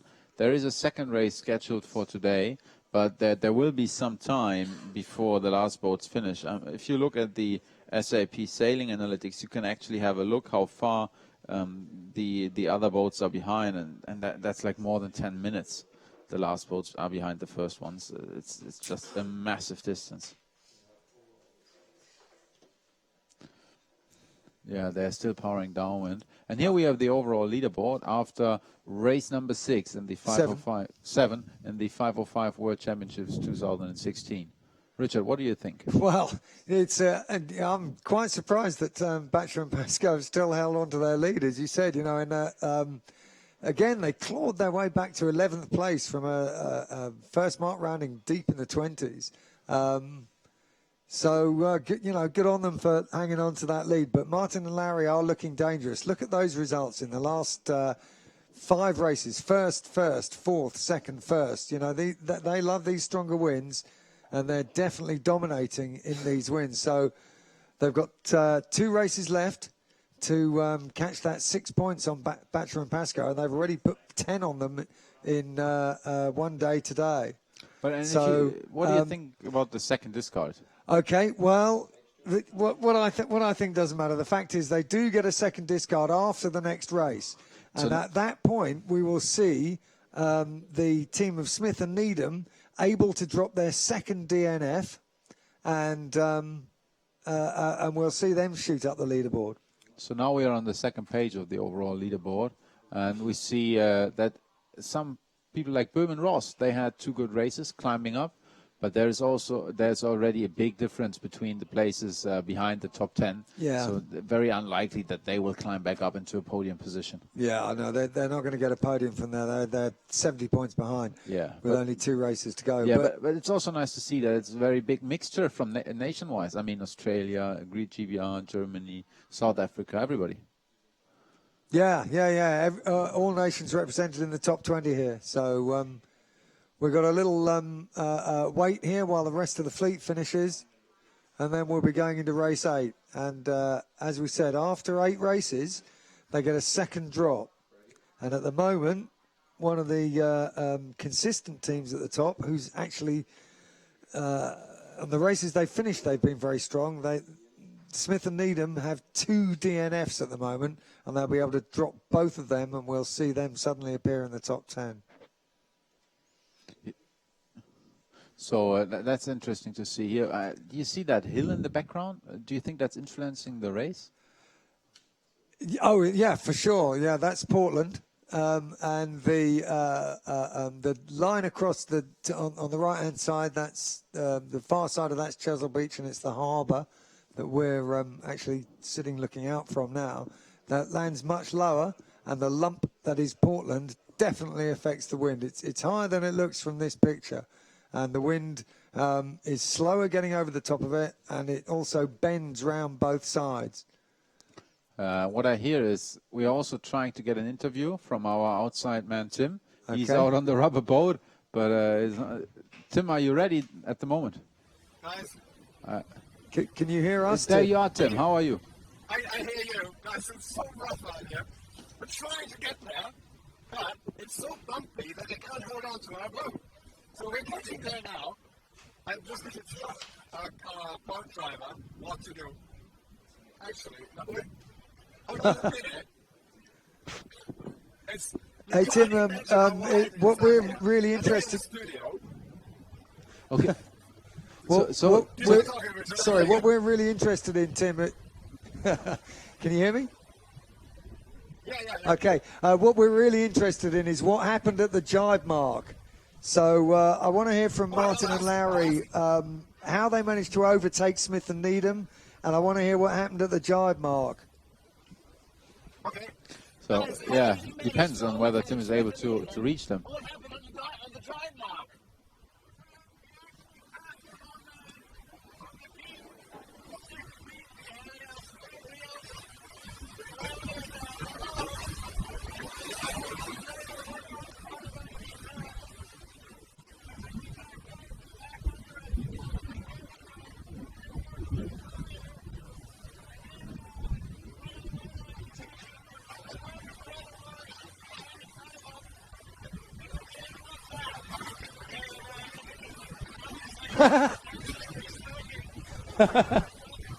Good on him. Good on him.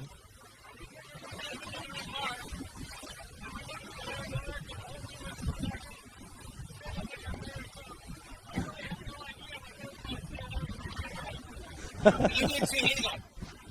You didn't see either.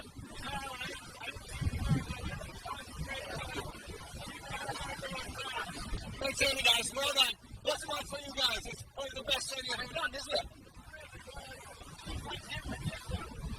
San Francisco, this is England. Thanks a lot, guys. Great seeing you. Thank you very much. I hope you can hear that in the studio. That was brilliant, Tim. That was great. So thank you very much, Tim. I think that gave us a very nice impression of the race and how much the guys appreciate the conditions out here on Weymouth Bay. There will be a slight delay now. We have to wait for the other boats to finish. Well, I'd just like to say what I loved about that was that he said they had the wheels on Smith and Needham on that upwind. They basically sailed up and round them. And then when they got around the top mark, they just never looked back. So they don't know what happened to Smith and Needham. They were just concentrating on what they had to do. That's a good winner's mentality. So I think we can have a look at the analytics. Maybe can we bring it up? That'd be good. And the SAP Sailing Analytics gives us a lot of data. And now we can see the distance, the speed, and the maneuvers the top 5 crews made. And if I look closer into it, you can see that there is a big difference in distance. I mean, 20 kilometers they covered in solely one race. Boys, oh man, they have worked hard. And then if you look at the speed, only Martin and Laurie were able to go above 11 knots on average. Yeah, but look at their extra distance. So what that tells me is that they were going lower and faster on the upwind, so they were sailing a greater distance. But they were so much quicker that they were able to make a net gain. Yeah, because in maneuvers there is not much of a difference. Everybody has around the same maneuvers. Well, look, Smith and Needham have done 5 more.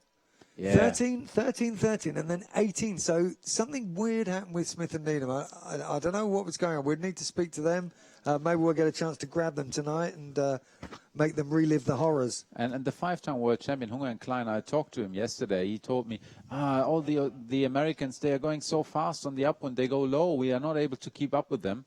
And this holds true. They don't seem to have the speed of the top 3 boats, and maybe they are just behind. So at the moment it appears to be faster. I mean, speed is king. Yeah. They're a little bit slow, but they've sailed a lot less distance. So again, that bears out what they were saying. They're sailing higher. They're not going as fast. But again, look, Hunger did fewer manoeuvres than anyone else in the fleet. 11 was the absolute minimum throughout the whole fleet. So he saved himself 2 tacks there as well. Yeah, so if you want to have a closer look at the analytics, go yourself online on sapsailing.com. You can look at your statistics of any competitor who sailed in this race, actually of every race, and compare them to the top guys. And I'm sure you will get some valuable insights. And you can rerun individual races as well at whatever speed you like, and you can go forwards and backwards through the interesting bits and get an idea of what was going on the course. I think next thing will be we can show some highlights, and we'll be later back on the course. Thank you very much. In the meantime, it's goodbye from me, Richard Parslow, and Toby Shadowalt.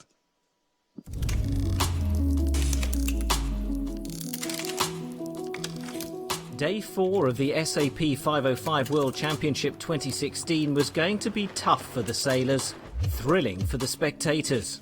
It's a 2-race day, so a lot's going to happen between now and the end of the day. We just got to go out there and, sail the way we know how to sail in breeze, which is keep the boat going fast, stay out of trouble, and, hopefully we'll all 4 of us get some good results.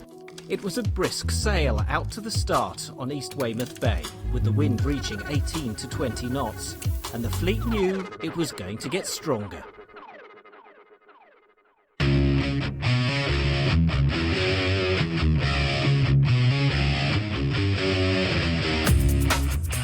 The crews blasted off the start line, their bodies straining like their boats, their minds computing tides and currents and wind direction. Actually, 1 minute after the start, 6 of the boats that finished in the top 5 were already in the top 5 after the start. So starting was very crucial. It was really important, although the race lasted for 90 minutes. As the rest of the fleet pushed hard from the back, the contenders to the world title were battling it out at the front, with home crew Smith and Needham fighting it out with Martin and Lowry of the US. The German boats, who love a bit of puff, were doing their best to chase. So the good guys trawled it, loved it, enjoyed every minute, but other people struggled a bit in the breeze. And as they capsize and get tired, it gets tougher. And that's why racing was abandoned for the day, but not before Smith and Needham crossed the line in first place. Oh, we're pretty good in those conditions, so not really. I don't think today you could rely on luck. I think today was windy and you really had to grab it by the reins and sail the boat today, I think. As damage to bodies and boats was assessed, an interesting stat appeared from the SAP sailing analytics. Despite the start proving so crucial, overall leaders Batchelor and Pascoe have achieved their position by strong comebacks from poor starts. If you look at the positions at the top mark, our overall leaders, they would be only 20th overall, but they're catching up massively. 85 places in the last 6 races, which gives them a comfortable lead. And especially on the first downwind leg, they seem to be very proficient in light wind and in strong winds. I think this depends on their excellent fleet tactics, which you can see in the SAP sailing analytics. Although there's no change at the top, the 2 leading boats from Great Britain have a fleet of Americans snapping at their heels.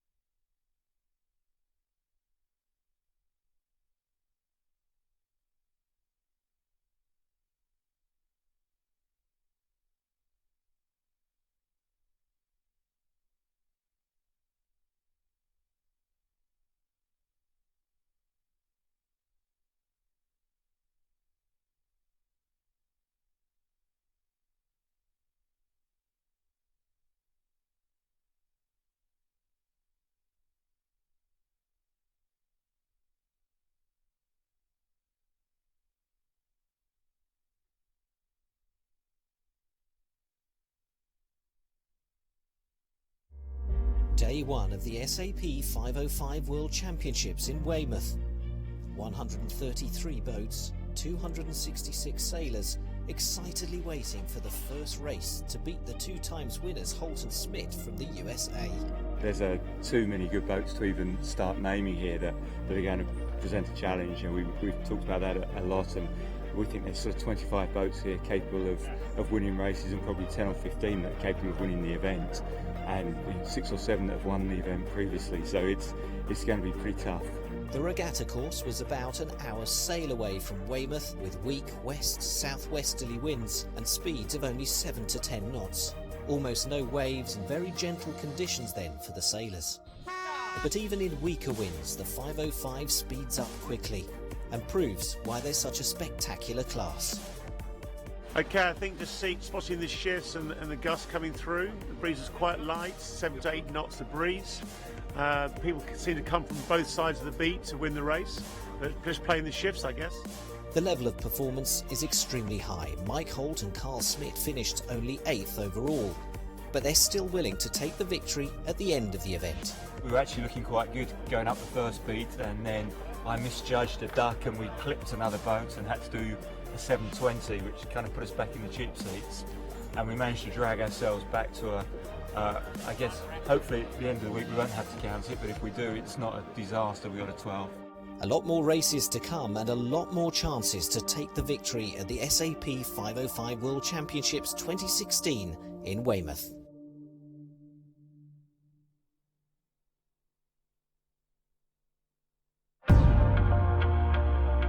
It was a glorious, sunny and windy day in Weymouth for day 2 of the SAP 505 World Championships. A 1 o'clock start for the day's only race meant plenty of time for sailors to tweak and perfect the setup of their boats.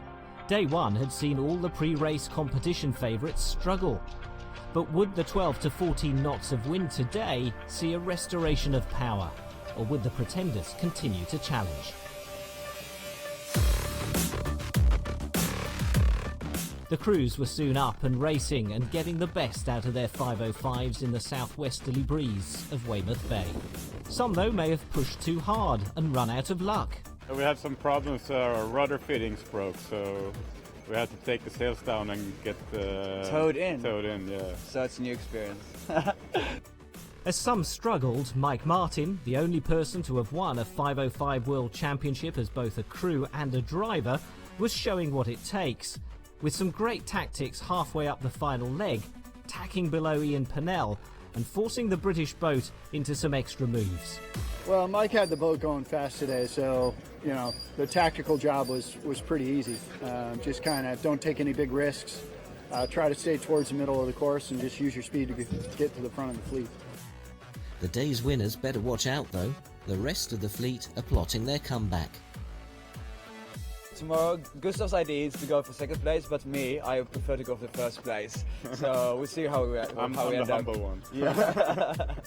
Pennell held on to second place, a result that took him to the top of the leaderboard with a 2-point lead over fellow Britons Batchelor and Pascoe. The rest of the fleet will need to start reeling in the leaders on day 3.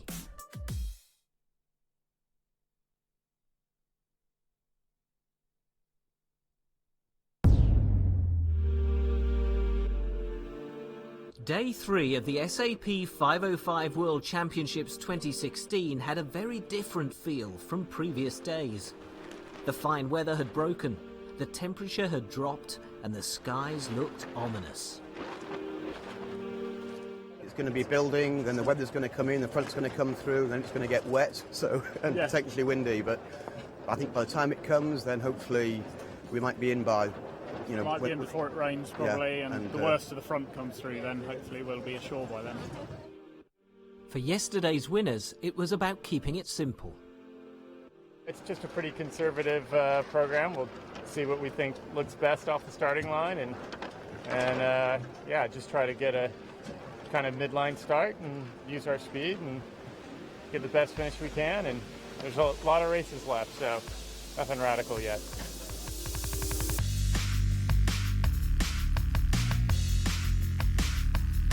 Tricky conditions awaited the fleet out on the water, But could overall leader Ian Pennell and his crew Alex Davis hold that lead despite the complicated weather? It was in fact a different crew who came to the windward mark in the lead, which had changed several times already. Nathan Batchelor and Sam Pascoe seemed in control as they headed down the final run to the finish line. But disaster struck when they tore their spinnaker under the boat. Past went Andy Smith and Tim Needham, but their victory was denied them due to an earlier mark rounding error. It meant Batchelor and Pascoe were given second behind Mike Martin and Adam Lowry.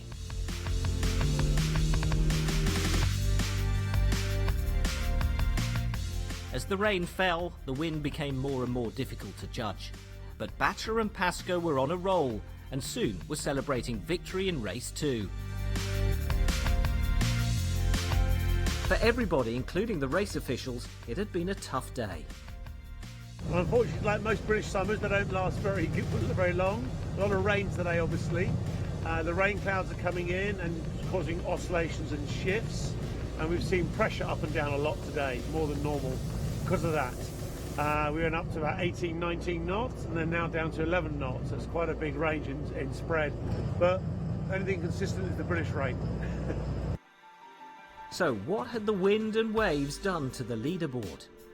They'd catapulted the day's victors into top spot, leading by 8 points. Pennell and Davis dropped to second. 38 points separate the top 10, but as we've seen so far, anything can happen on Weymouth Bay, and it usually does.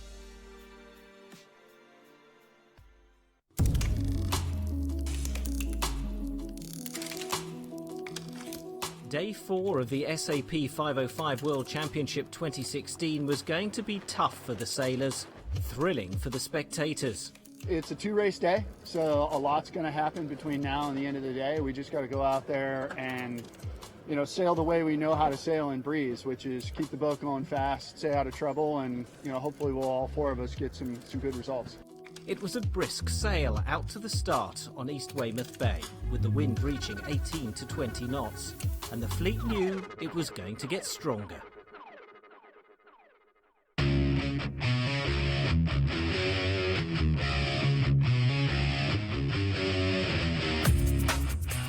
The crews blasted off the start line, their bodies straining like their boats, their minds computing tides and currents and wind direction. Actually, 1 minute after the start, 6 of the boats that finished in the top 5 were already in the top 5 after the start. So starting was very crucial, it was really important, although the race lasted for 90 minutes. As the rest of the fleet pushed hard from the back, the contenders to the world title were battling it out at the front, with home crew Smith and Needham fighting it out with Martin and Lowry of the US. The German boats, who love a bit of puff, were doing their best to chase. So the good guys thrilled it, loved it, enjoyed every minute, but other people struggled a bit in the breeze. And as they capsize and get tired, it gets tougher. And that's why racing was abandoned for the day, but not before Smith and Needham crossed the line in first place. We're pretty good in those conditions, so not really. I don't think today you could rely on luck. I think today was windy and you really had to grab it by the reins and sail the boat today, I think. As damage to bodies and boats was assessed, an interesting stat appeared from the SAP sailing analytics.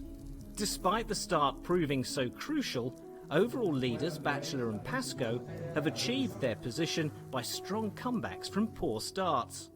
If you look at the positions at the top mark, our overall leaders, they would be only 20th overall, but they're catching up massively. 85 places in the last 6 races, which gives them a comfortable lead. And especially on the first downwind leg, they seem to be very proficient in light wind and in strong winds. I think this depends on their excellent fleet tactics, which you can see in the SAP sailing analytics. Although there's no change at the top, the 2 leading boats from Great Britain have a fleet of Americans snapping at their heels.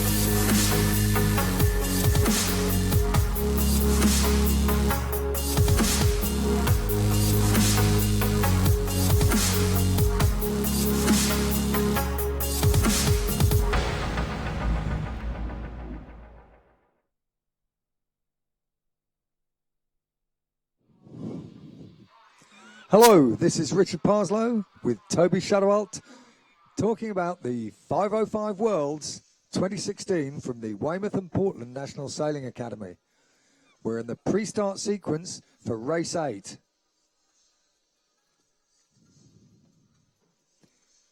So Toby, we had quite an interesting race just now. The race 7 just finished with the American team demonstrating some fantastic upwind speed, passing the Brits and taking a big win. Yeah, exactly. I mean, it was very interesting to see that it was good to go low and fast and not so much as to point. In the last race, we saw that speed was king. And it'd be interesting to see if the same situation develops here. Yes, I mean, the wind condition and waves are pretty similar. It's 18 to 24 knots from the west-southwest. And you can see we're in the start sequence. We've got the P flag up, 2:13 to the start.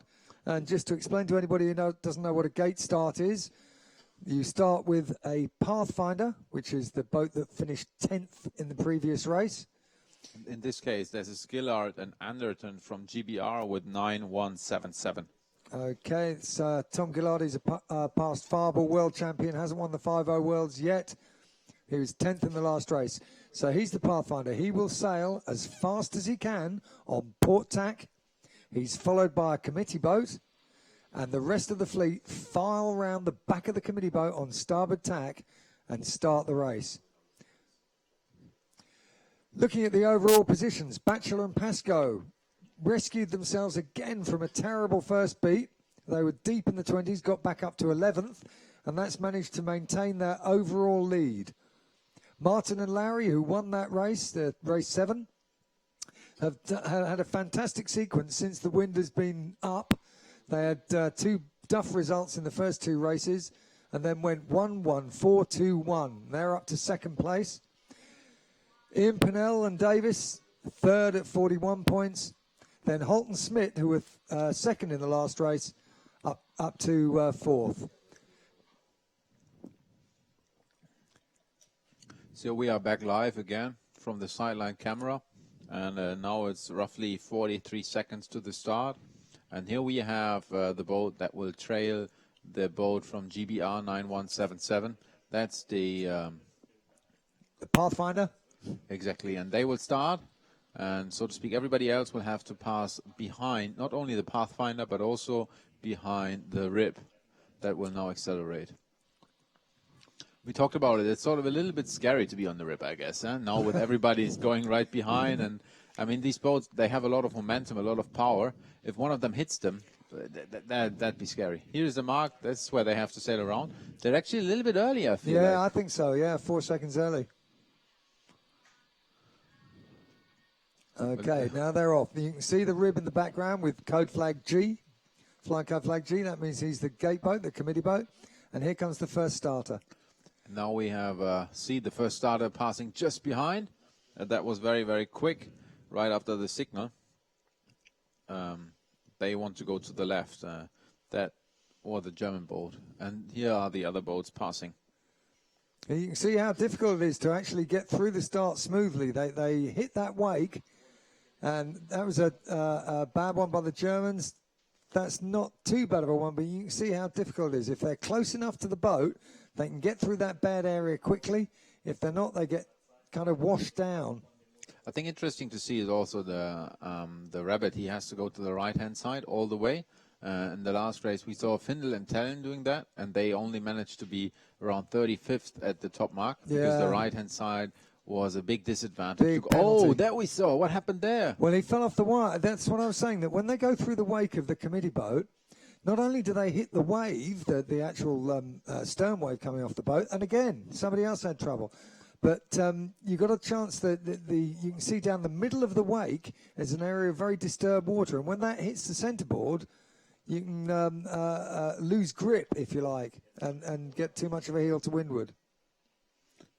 So this is very very good to see. Yeah, now, this is great. They really passed just behind the rubber boat. What do you think, Richard? Are they doing well? Yeah, well, I'm just saying this is a great shot to see exactly how the gate start works. The committee boat's behind and to leeward of the Pathfinder, and the fleet are crossing behind the back of the committee boat. And you can see the way the guys who know what they're doing, they're actually aiming at the committee boat and then just slowing down and then accelerating as they go around the stern. That guy's a little bit late, but you can see how important it is to be close. Why do you think is it so important to be close? Well, because you minimise the disruption from the wake, and obviously you're not losing as much distance. See that guy crossing now? He's 2 boat lengths behind the committee boat. Yeah, and you think that's too much? Well, it's two boat lengths behind a perfect start. So you're giving away 2 boat lengths immediately. That's why these guys, they look as if they know what they're doing. They're lining up there, really close around the back. They were lined up, pointing at the committee boat, and that allowed them to go very close to its transom. These people are missing it by too much. Yeah, that's true. I think that's very important, actually, yeah. Most of the top guys, they started pretty early. Like, they have already sailed across the stern of the committee boat. So they seem to go to the left-hand side. Yeah, and as we saw in the previous 2 races, with the wind in this direction, it seems that there is an advantage out to that side, and it could also be tidal. There's more tide out to that side of the course because it's further out of the bay. Now they are sailing 3 minutes, and in the last race they had to sail for 5 minutes, which is quite a long way to go. So another 2 minutes, is the gate open where everybody can sail behind them? So after 5 minutes, they release the Pathfinder. He's allowed to tack at that point. He can choose whether he wants to tack or not. I'm almost certain that Tom Gillard will decide to tack because the general impression seems to be that the left-hand side of these beats is favoured. You can see how close everybody is. It's supposed to be a very fair start, this gate start procedure. We don't see it very much in Olympic sailing, but it's a very good way to get a large fleet like these 505s over the line. Absolutely. With 140 boats on one start line, it would be very difficult to get them off. They'd have to go for a black flag and certainly a lot more opportunity or a bigger chance of getting it wrong on a line start, shall we say. Yeah. You can see it's a little bit more spread apart on the right-hand side. Like, it's not as congested as it was before, is it? Absolutely, yeah. There's fewer boats starting this late because they're already on the right-hand side of the course. And most of the top people thought the left-hand side would pay. So you can see nearly all the fleet started already. Yeah, so we will see them tacking very soon, isn't it? The Pathfinder, yeah, as soon as they're released, I'd imagine. Yeah. So at the moment we have 18.3 knots of wind, which is pretty strong, and their boats are just powering along. I mean, it's a beautiful scenery, isn't it, here on Weymouth Bay? Yeah, it's not as sunny as it was yesterday, but it's nice and windy and good waves. I mean, the 505 here, it just looks beautiful with the crew out on the wire. But he's been really washed, huh? I mean, it's wet and wild. Yeah. Well, it's worse for the helmsman, though, as you'd know, wouldn't you, Toby? Yeah, I mean, then you're not that far out, but you're closer to the water. And sometimes I felt like I need some goggles, but certainly I need sunglasses. that already helps a lot. Okay, we're looking at the 3D imagery here, and you can see how much the concentration of boats out on that left-hand side. And again, we see Smith and Needham leading the way. Now, they led the first race, but were overtaken by Martin and Lowry on the second beat. And here they were, again, they're just ahead of Smith and Needham, just ahead of Martin and Lowry.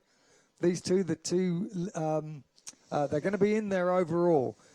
You know what's interesting to see that Batchelor and Pesco, they already had a decent start. They're not that far back. They're actually sitting in 21st, which for them is pretty good at this stage. Well, yeah, it's much better than they did in the last 2 races. They were in the 40s 2 races ago and deep 20s in the last race. So, yeah, much better for them. Okay, we can see Gillard and Anderton have tacked. They were released and they've tacked onto starboard. You can see that they've got an advantage over the boats that are around them, at least partly to do with the fact that these boats who are started late probably aren't as good, but they also got at least 2 boat lengths advantage because of the fact that they were allowed to tack and everybody had to sail behind them. You know what's interesting to see? There is also one more boat in the middle of the pack, which is actually a little bit popping out here. And, you know, that actually happened as I looked at the review on the SAP Sailing Analytics. We saw one boat in the beginning where the crew fell out of the wire and he was in the water. And this was the boat just to leeward of those guys. Right. So they had more space after the start. Right. They could go bow down and faster. I think we are hearing that we get an interview with the race officer. Tim, are you ready for the interview right now? I hope they are. I think we'll swap to them very shortly. All right. So here's Tim with Tim Hancock, who's our principal race officer. Exactly. Tim, it's you're wet. We're all wet. We're as wet as the sailors. Is it always like that in the Final 5 World Championships? Yeah, when it's breezy, the boats are going so fast. They're being 10, 11 knots upwind and planing. So trying to keep up with them is challenging. You know, and obviously the waves knock you off. So yeah, we get pretty wet all the way through. When you stopped the race, yesterday you did, because it was not because of the wind, it was because of the waves. So how do you decide when to say it's too much now? Well, yesterday the breeze was stronger than today for sure. We only got one racing yesterday, but often it's the wave conditions rather than the wind conditions. It's a judgment call. I've sailed 505, so I kind of get a feel for how the sails are doing. So we kind of judge it for wind strength as well as wave conditions. And sometimes really bad wave conditions can be as bad, if not worse, than strong winds. If the audience is wondering why we're not wet now, because we're going with the wind, of course. It's nice, we should always go like that, but it's really rough. Usually when we have races, it's not like that. What about other Final 5 World Championships in the Bahamas or wherever they are? What's it like? Well, every venue's different. That's the fun of sailing, I guess. We've had everything this week from 6 knots to 28 knots, so good range. So who is the world champion? Is a worthy world champion, I believe. Of course, when the wind's up and you get a bit of tide, it gets choppier, and that's just part of sailing conditions. For you as a race officer, I find it quite difficult with that field. You know, you have pros, almost pros, and then real amateurs who float all the time in the water. How do you decide, like, when is it too much for the amateurs and when is it not enough for the pros? I guess it's judgment call. Again, like yesterday, I'm sure the top 10 boats would have liked to have another race. But in reality, that's the top end of their range. And we would only had about 30 boats finish. I don't think that's fair for the fleets. And actually, the egos calm down a bit when they get ashore with a beer and realise actually it's probably the right decision yesterday. It was, definitely. We have 2 more races tomorrow. What do you expect? Well, actually, one more race now. One more. This is in. Now we're getting this race going. We have one more tomorrow. The wind is due to be lighter tomorrow, so 12 knots, 14 knots. So there'll be more shift sailing rather than boat handling, which comes in a stronger breeze. How do you feel about the whole thing? Is it for you? Do you like these rough conditions as a race officer? Or do you say, oh no, can't be, like tomorrow is a little better? You know, for me, it makes no difference. We just do different modes. So when it's lighter breeze, more shifting, we have to do more of the course. When it's like this, we have to balance safety as well as fun for the sailors. But you've seen it, it's spectacular to watch the race now. It's fun to watch, right? So, yes, especially for us out here. It's wonderful. I hope you can transmit this to you guys. Okay. Okay, thanks very much, Tim. That was great. Tim Hancock actually won this World Championship a few years ago in Travemünde, sailing with Ian Barker. So a true expert as our race officer. So we're back in the 3D animation on this upwind of the 8th race of the 505 World Championships. And we see that the Pathfinder, Gillar and Anderton, they had to go to the right-hand side. That didn't look too good. The boats more on the left-hand side, they are looking better. And it's Smith and Needham, the race winners of yesterday's race, and also the leaders of the first beat and the last race. Yeah, they've been putting some great first beats in. What do you put that down to, Toby? They go out early and they're leading the fleet fairly soon after the start. They've done it the last 3 races. Yeah, exactly. I think they're doing very well, and they're leading again here. Let's see if they can hold on to that. At the moment, I'm also worried about Holt and Smith. They had to tag off pretty early because they were rolled by Hamlin and Zinn after the start. They had to go to the right, and now they will tack back again, and I'm curious where they will end up again. They're not looking too bad, are they? At the moment, they're ranked in second, maybe even first. It depends they're very where close. The wind shifts. There is a big, there's a big leverage between those boats. You can see the distance between them. And at the moment, it looks like the right-hand side is doing quite well. I mean, the advantage line is clearly on for Holt and Smith, so there must have been a last-minute right-hand shift.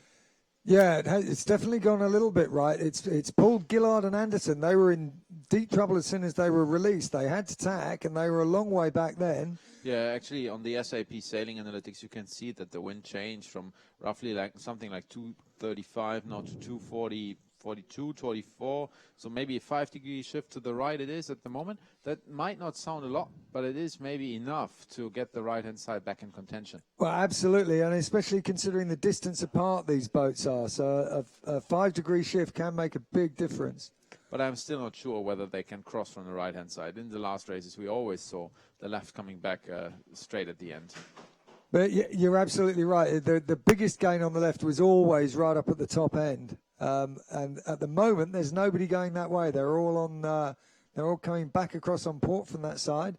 And the current leaders, Smith and Needham, just about holding on. I think what's interesting to see is here you have Smith. And then there is an area where there is nearly no boats. So they are sort of pretty far away from everybody else, where most of the pack is more on the left-hand side, which is actually led at the moment by Hunger and Kleiner. They seem to be very well. We will see who's in the lead in the end, since both boats are Needham, Smith. They are all very close. Yeah, and it's worth saying that although Smith and Needham aren't appearing on the leaderboard overall at the moment, that's because they've already had 2 DNFs. They made 2 bad mistakes. One, they retired when they thought they were black flagged and they weren't, and in another race they went to the wrong mark, didn't round the correct mark, and had to retire from that race. But after this race, they get a second drop, and we'll see that a truer idea of where they are in the overall. Yeah, if you look at the situation right now, that will also play out crucially. Since Smith, he's coming back on starboard tack to the windward mark, and he has the right of way against all the other boats. For example, Smith and Needham, or also Holger, Hunger and Kleiner. So I'm interested to see whether those boats can tack to leeward of them. That would be interesting. So you see, they are going here, slightly over the ley line, and these boats here, they will have to tack possibly below Smith, since they don't have the right of way. Holden Smith here now converging very closely right at this moment with the first boat they're converging is Hunger and Kleiner, and they have to tack below. That gives me the impression that Holden Smith went too far and were over the ley line. Yes, there's a trade-off, isn't there? Low and fast was fast for Martin and Larry in the last race. Yeah. But maybe Holt and Smith have overdone it slightly this time. Only they went straight over the Wolfgang Hunger there, it looks like. Yeah, Martin Lowry looks very good. He's coming in from the left-hand side. And so we see the same picture as we did in the last races, that right at the end, the left-hand paid. So they were coming in. Martin and Lowry, they are just behind Smith and Needham, but they are still looking to be in contention for the top. Yeah, and it's interesting. We got more or less the same people in the top 5 or 6 as we have in the last 2 races. So very consistent performance by all those guys. So first, Smith and Needham, Martin and Lowry, Hamlin and Zinn, Hunger and Kleiner, Holden Smith, and Berthalot and Reiferscheid. So top 5 boats, also type 5 boats nearly overall. You could nearly say, but further back, Batchelor and Pascoe currently sitting in 23rd, so struggling again. Yeah, they just can't seem to get out of the start line and get the first beat right. They heavily compromised in the windy race. They said they were sailed over just after the start and had to tack out. Just don't have the pace that these leaders have. Smith and Needham and Martin Lowry are clearly ahead. And then we saw in the last race, Martin and Lowry put their foot on the gas on that second beat and actually sailed round Smith and Needham. So they've got something extra. We'll see how it pans out in this one. Yeah. Smith and Needham round first, followed by Martin and Lowry, then Hamlin and Zinn, with Hunger and Kleiner just coming out to the mark now. Yeah, that's good to see. And if you were to look at a virtual leaderboard right now, I mean, if this race were to finish, then they'd have second discard, and that would put Martin and Lowry with a tremendous lead of 22 points in the overall lead. So they have been sailing really consistently in the last 6 races, which is very good, and they are now powering away towards World Championship titles. So Martin and Laurie looking very, very strong here right now. Yeah, all the results of their last 6 races. The worst one of those last 6 races is 4th. Yeah, you can have a look at that at the SAP Sailing Analytics, sapsailing.com. But we'll have a nice shot here, maybe some live pictures again. Get the drone ready onto this windward mark. Here we go. Let's see if that's possible. Here we are. That's a great shot. So they come round from the windward mark and just round that yellow spacer mark, and that's when they can set their kites. And they're all pretty much all going off on starboard tack from there. Haven't seen any early jibes yet. Oh, there's one. Just a very few people jibing out and coming back across. So everybody wants to go out to this side of the run. I saw just that Smith, Needham, and also Martin and Laurie, they have now jibed, and they are converging back to the middle of the course. But they sailed far enough on starboard tack in order to get a clear air. And you see those boats here, beautiful sailing, amazing aerial shot. Yeah, that is beautiful. We should be out there, Richard, shouldn't we? Yeah, it's a waste of a great day to be indoors. No, but I think with those great pictures, it's also nice to watch the sailing here with the SAP 5O5 World Championships. Just beautiful, really nice. You can follow the action online yourselves at sapsailing.com.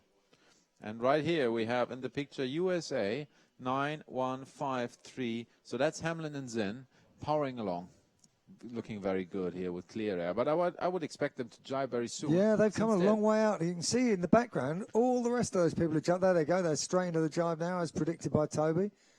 But they've really come a lot further on the... Oh, and that's a bad jibe. Oh, what's happening there? Oh, can you see the boat stops? I mean, they're nearly getting out of the picture with the drone flying still the same speed. No, but now we have them back in. Yeah, that was a terrible jibe. But they're also they also jumped a lot later, so they've sailed a lot further on starboard. Yeah. And we saw a couple of days ago, that was a big error for some of them. That they went so far that they ended up having to drop the kite because they couldn't lay the leeward mark.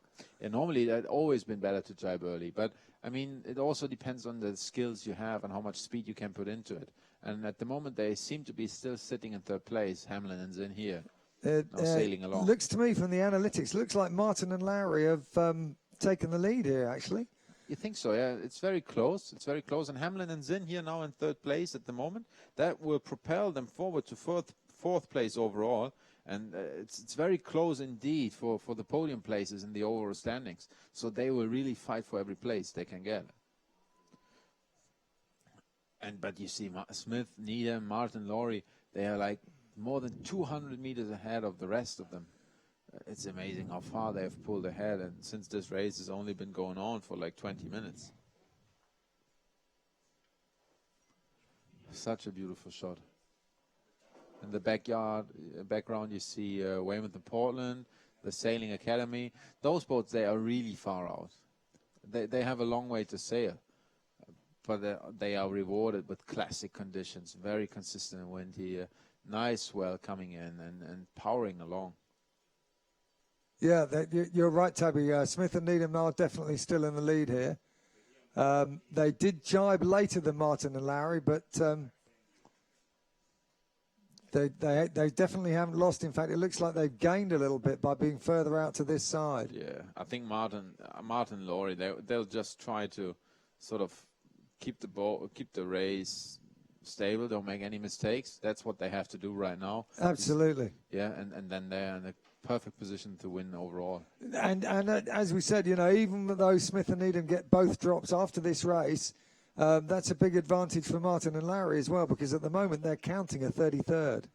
So what we see right now, that boats are getting closer to the left-hand side of the downwind. So here we are back with Hamlin and Zinn. They're on the ley line, actually.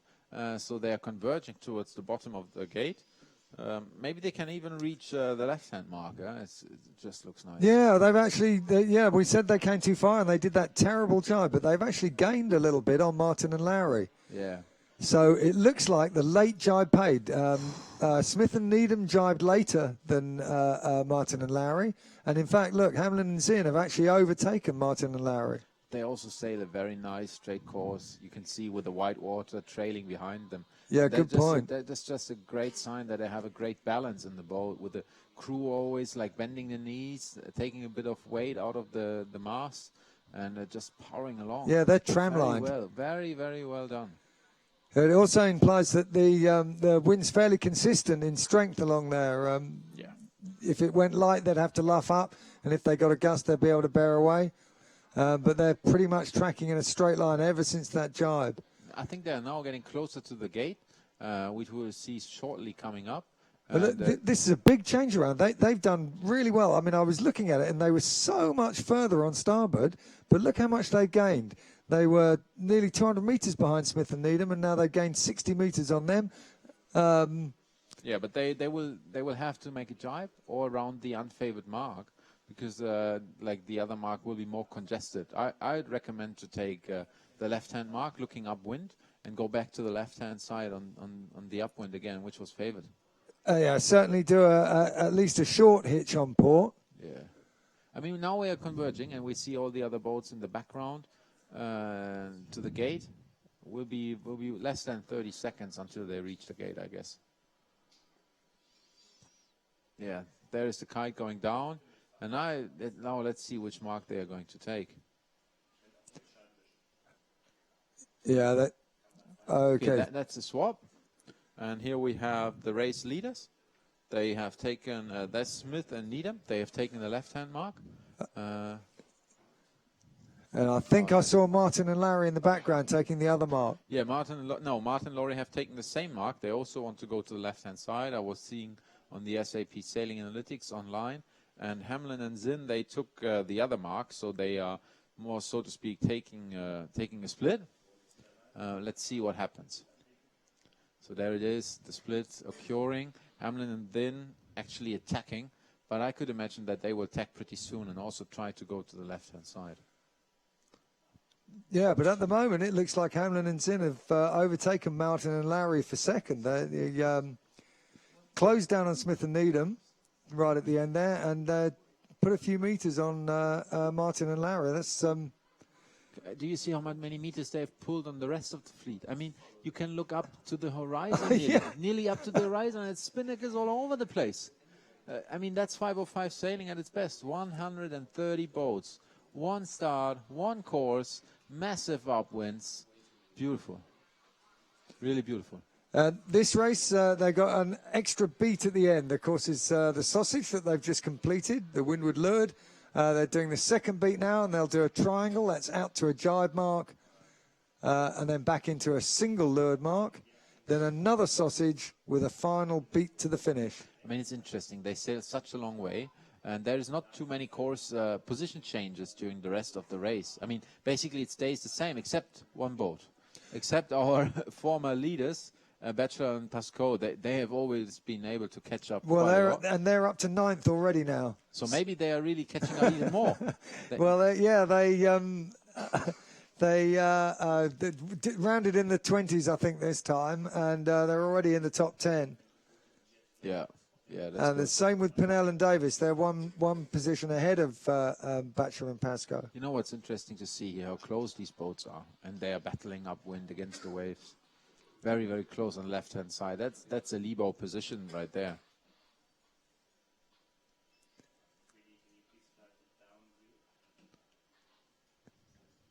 Beautiful. Yeah, we are getting closer to the top group. They are still going to the right-hand side. Hamlin and Zinn, they have tacked back onto starboard tack. They're also going to go to the left. And here, Findel and Tellen, they were still going to the right. There you can see Hamlin and Zinn converging with Martin and Laurie. Interesting that they tacked. I guess they didn't have clear air from Smith and Needham. Maybe they forced them to tack. Yes, this is really interesting because Hamlin and Zinn actually got some leverage over there on the right-hand side. And right this second, it looks as if they're crossing. It looks like they passed Martin and Laurie and also Smith and Needham. So maybe there has been a change in strategy. or maybe a wind shift. I would check on the SAP Sailing Analytics, and it says to me there has been a wind shift in the last 2 minutes. Wind is now up to 241, and at the gate it was at at the gate it was at 241 as well. It went left and right again, but that makes total sense.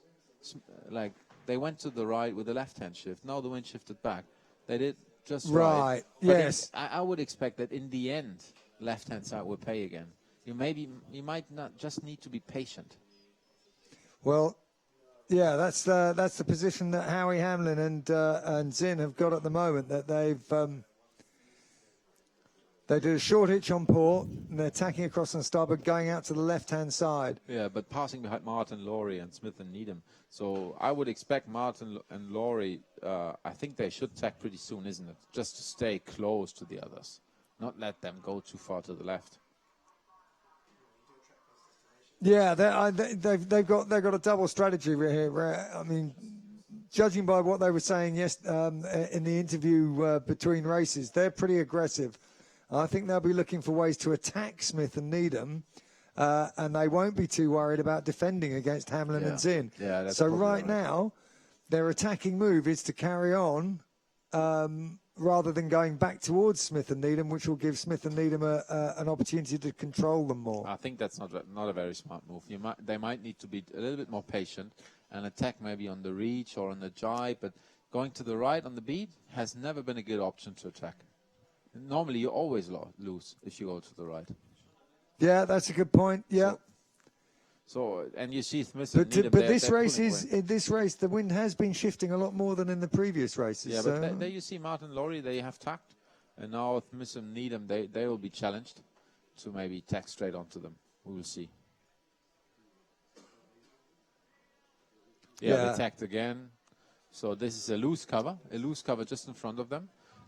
Keeping the options open, but protecting the left-hand side. I think that was very well done from Smith and Needham, just to keep the left-hand side. Absolutely, and they've got about a 100-meter lead.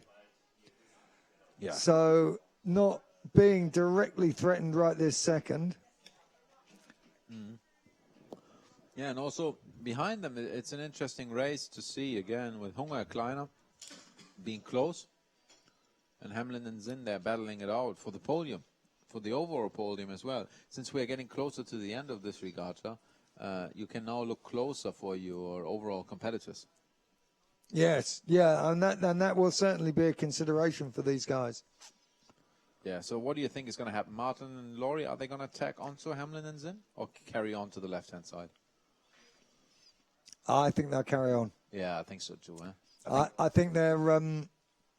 yeah, as you said, they're conscious of the fact that the left is likely to pay. Not certain, but likely. Yeah. It looks like Hamlin and Zinn made a little bit of a gain on them there by being a bit further left. So, yeah, the conservative thing to do is to carry on. It's interesting. And the conservative thing is not to cover closely. The conservative thing is to stay on the right side. Yeah, interesting. Now if we look further down the field, we see that there is Findle and Tellen. They were the pathfinders in the former race. That was a big disadvantage for them. They will be happy they are now in the race as a regular competitor, so to speak, and they're in 6th place. That's very important for them to get another good race after the disappointing Pathfinder one. Yeah, and again, you know, we can see the Pathfinders in this race, Tom Gillard. Yeah, in 17th place at the moment. So Richard Anderton, yeah, they actually weren't as badly penalised. They got a little right shift halfway up that first beat that kind of saved them, but so they're definitely not in contention. So it looks like being the Pathfinder is a big penalty in this series right now. Yeah, Martin and Laurie, they have tacked back up, so now they're covering the boats behind them. And Smith and Needham are still carrying on. It's surprising, isn't it? I'd expect them to tack very soon. I mean, they're opening the door. There's the tack. Yeah, that's good. That's necessary. Maybe even late. Yeah, well, as you said, you know, if we think the left is paying, then we'll just stay further left of the competitors. They're still ahead of them. They've they lost a little bit of distance there during the last couple of manoeuvres. Yeah.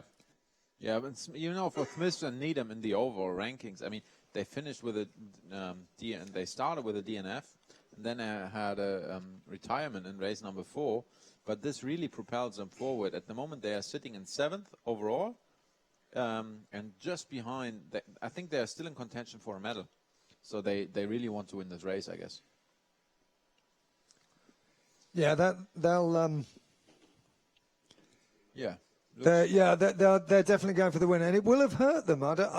Being sailed around by Martin and Larry on the beat, on the second beat in the last race, will have hurt them. They'll be annoyed about that, and they certainly won't want that to happen again. Yeah, at the moment they look good. They seem to have a good speed. Now the wind has also increased to 19.7 knots. So it's brilliant conditions, pretty strong out there. And I think Hamlin and Zinn, they have tacked back again. And they seem to be very, very close at the moment with Martin and Laurie. So yeah, the fleet has bunched up a little bit on this beat. Smith and Needham's lead was 100 metres on Martin and Larry at the lower mark. It's down to 71. Martin and Larry were leading Hamlin and Zinn by about 40 metres at the bottom mark, and that's down to 30. So they're all a little bit closer now. Yeah. Do you think that was a smart move from Hamlin and Zinn to tack below the ley line? Definitely. Yeah. If they'd gone to the ley line, they would only have been landed on by Martin and Larry and had to sail all the way into the windward mark in bad air. Yeah. This gives them the opportunity to get further left, which again we think is the favoured side, you think and then like this? Come back up there. Yeah. Yeah, that would be might be their strategy. I think that's very good. And same applies for Hunger and Kleiner here. So maybe they should tack too as well, because otherwise Martin and Laurie will tack onto them. I think they're a long way. I think the distance is they're 160 metres behind, so there won't be too much bad air for Hunger and Kleiner. All right, yeah. What do you think is going to happen to Holden Smith? I don't know. They're committed now. They're on the ley line already. You think Hunger and Kleiner can take the leeward of them? Let's zoom in. I think they will. Here we are. I think they will, especially as what you said, Wolfgang was saying that they tend to sail higher and a little bit slower. So he has to tack right now, eh? Yeah, they should tack fairly soon. Ooh, it doesn't look like it. I think now he has to cross. It's too late. He will cross. Oh, no. There he goes. There he goes. Yeah, as you said, Richard, very well. Well, he's confident that he can lay the mark from there, so why would he want to sail any bigger distance? That's very true. The only danger is that Holton Smith would go over him. Why do you think? If he sailed beyond them, then Holton Smith could probably sail under him. Yeah, I think that was good tactics. Huh? Actually, that looks nice. But you see also Smith and Needham, they have tacked, huh? And I think they are below the ley line here. That's some distance they have to cover. They will have to do 2 extra tacks. I'm very surprised to see that move. Well, they had to do those 2 extra tacks sometime, though, didn't they? No, I think they could have carried on to Martin and Laurie. I see what you mean. Yeah, and then tacked onto the ley line. So that's very surprising. Maybe the wind's just shifted right. Yeah, maybe it has shifted right, yeah. We also see Batchelor and Pesco here. They're a little bit further down at the pack. They're currently sitting in 10th. But they have a nice strategy. I think they went to the left, tacked early enough. They will keep their clear air onto the mark, so that looks good. Yeah, well, at the moment, it looks like Pinnell and Davis are the big gainers in this beat. They came around the Lure Mark 10th, and they're now 7th. Yeah, that's true. That's true. It'd be interesting to check their track and see what they did. Yeah, I think Hamlin and Zinn, they have tacked quite early to my mind. I think I would have carried on a little bit further. I mean, to get all the advantage from the left-hand side. I mean, why would you tack that early? Unless it was a big shift, or they thought they were being compromised by Smith and Needham, I don't know. The only reason to tack right there would be if you got a big left shift, and it'd have to be big to make it.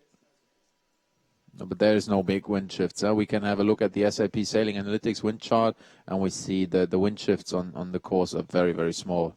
So maybe they just want to have enough time after the tack to prepare for. They want to have enough time after the tack to prepare for the windward mark rounding. And now we see also Smith and Needham tacking. I think that's a good position. Although I'm still surprised that they do these 2 extra tacks, and for sure Martin and Laurie, they will come a lot closer. It has gone left a little bit. It's gone about 2 or 3 degrees left in the last 5 minutes. So that's probably what influenced Howie Hamlin's decision to tack back onto port. Yeah, maybe Smith and Needham as well. Yeah, maybe. They will have to tack back soon. There is the ley line approaching, just meters away from them. And they will reach the top mark again in first place. The wind about 18, 19 knots, a little bit less than it was in the first race today. And it seems that Smith and Needham have managed to stay ahead. Martin and Larry definitely had a massive speed advantage in the first race today. Yeah, that's true. That's true. So now we have the reach coming up. What do you think about the reach, which is about to happen next? Well, yeah, as we said, you know, it's a drag race. You're straight line sailing. You want to sail the shortest possible distance as fast as possible, and it's you know, very much a boat speed and boat handling. Your sensitivity to the boat. You can see them flying down the reach here. And this is Smith and Needham powering along with the kite up, and you can see the spinnaker pole nearly all the way to the front. And with the swell coming in from the side, the boat is bouncing quite a bit, isn't it? Right. The crew a long way back, keeping the bows out. Helmsman working there, trying to keep the main as full as possible. So they're just driving the boat as fast as they can to that jibe mark. Yeah. And I think they lost quite a bit, with the 2 extra tacks. They are now, the gap has been decreased quite a bit. Yes. Yeah, their gap was definitely bigger at the end of the previous run. Yeah, even in the middle of the beat it was much bigger. But on the reach, normally if you're in front, you have a slight advantage because these 505 they create some wake, and that makes it harder to follow and to catch up. To overtake is nearly impossible, I feel like. Right. Yeah. Difficult to sail up someone's wake and then pop them. Yeah. But it's still, you know, they're 100 meters ahead. You know that they shouldn't be feeling too threatened, and they'll just be focused on their own boat, driving it as fast as they can. And behind them, obviously, the hungry Martin and Larry will be trying to catch them up. Yeah. So you see them. But these first 2 boats now, they've really pulled away from Howie Hamlin. You know, he did more tacks. I think he did at least 2 more tacks on that last beat than the 2 leaders. And, you know, he's already lost another couple of 100 meters. I think the next critical point in this race will be the jibing mark. Last race we saw some boats going too far, and we saw especially Smith and Needham. They had some problems before the jibe. Yeah, something happened. They slowed right down. Yeah, this is where they lost the lead. So no, they lost the lead on the beat. They'd already lost the lead. So Martin and Larry sailed around them on the upwind and then just went away. But they parked up somewhere near the jibe mark. True, yeah. And that let Holt and Smith through them. Yeah. Yeah, that's true. But so they'll be extra careful now. Definitely. In order what to do and how to get around that mark closely. We know you have to jibe early, possibly right at the mark, because the next angle will be so steep that it's very difficult to reach the next mark with the spinnaker up. Yes, on the second reach last time around, they all had to drop the spinnaker halfway down the leg in order to lay the leeward mark. Yeah, so this is now coming up. Okay, here we go. Live action. It's just about to get close Smith to the mark. and Needham, we can assess their jibe after having totally coated off Howie Hamlin and Zinn's jibe. But this jibe is just much tougher. It's from a very tight angle to a tight angle. Yeah. So it's wing on wing jibing. That's pretty tough. Okay, let's see how they get on.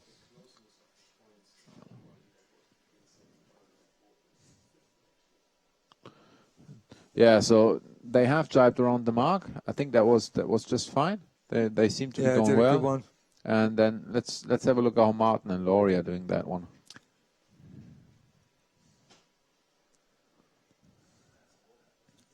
Maybe we can also have a look at the overall leaderboard just in between this one now, because you will see it's immensely close right now between second and up to 5th place. They are really all fighting for it, with the second discard coming in. Here we have it. Richard, what do you think? Right. Okay. So we haven't got race 1 showing on this leaderboard, but we know that Martin and Larry were 33rd or something. So they've dropped that one and their other bad result. And look at all those results from race 3 onward. 1-1, 4-2, 1-2. all races in the top 4, and they've ended up with a total of 11 points.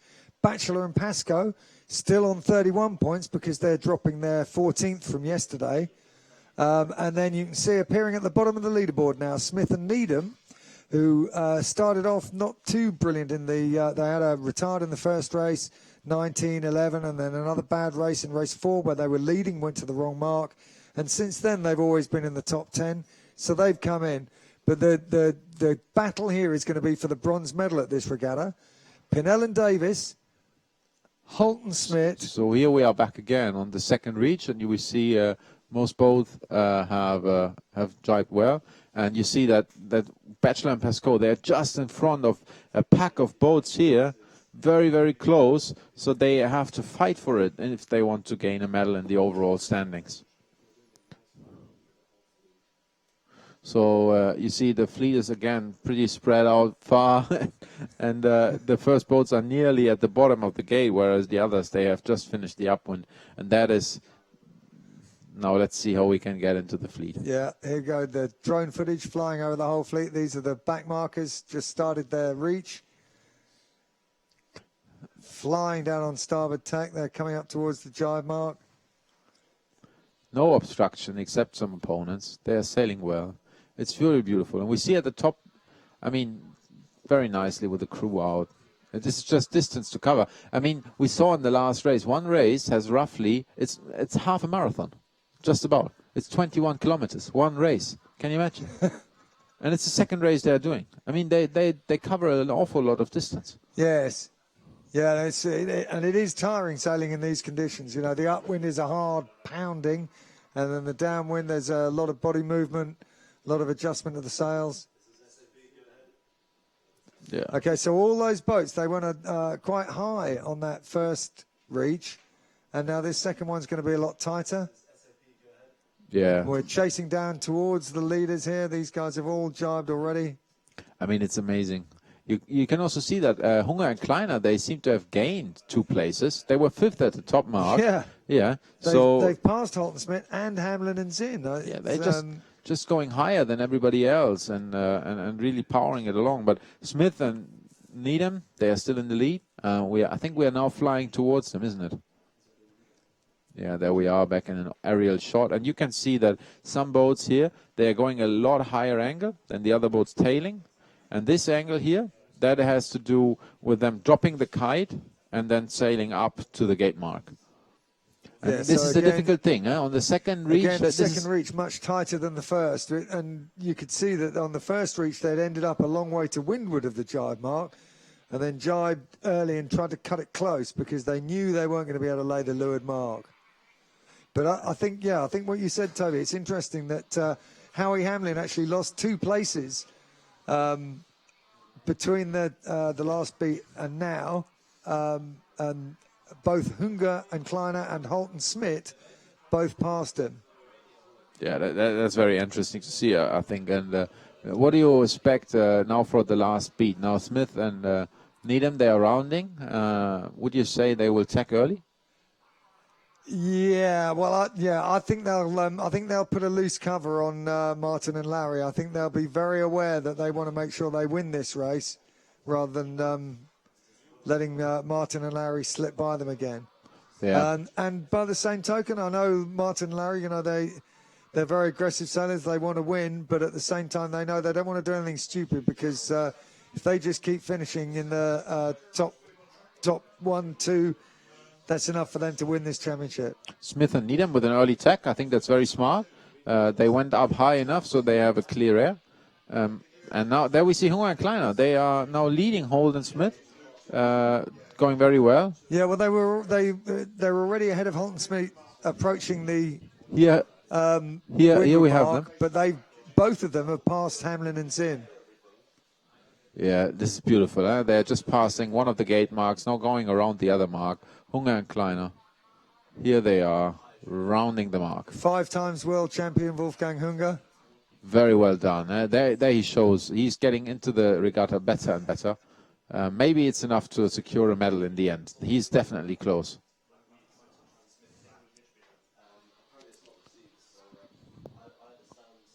Yeah, so this is just beautiful. We have a small problem with the video. Now we are back again, flying upwind towards the leaders.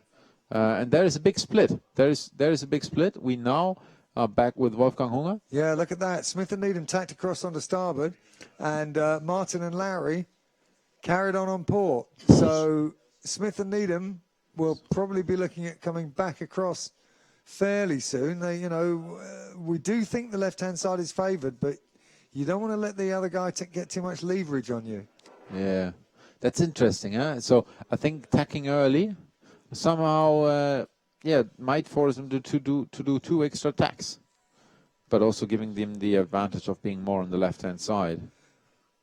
Yeah, well, the wind's been fairly consistent. There's been some little shifts, but nothing huge going on here, and it is surprising that Smith and Needham are letting Martin and Larry get so far away from them. Yeah, they just seem to be confident, and maybe they also know that there is another downwind and another upwind coming up, so it's a long race. I don't know. I mean, Martin and Larry have definitely cut that lead already, and we know they're fast in these conditions. Yeah, it's down from nearly 100 metres down to 58 metres, and you can see the distance apart they are. If there's a small shift to the right, you'll see Martin and Lowry make big gains. Yeah. And so now they have tacked. Smith and Needham now have tacked back up. But I think it's... Yeah, well, you can see what that tack's cost them, look. Yeah, I'd like to see... 15 metres? Yeah, 15 metres, quite a lot. Yeah.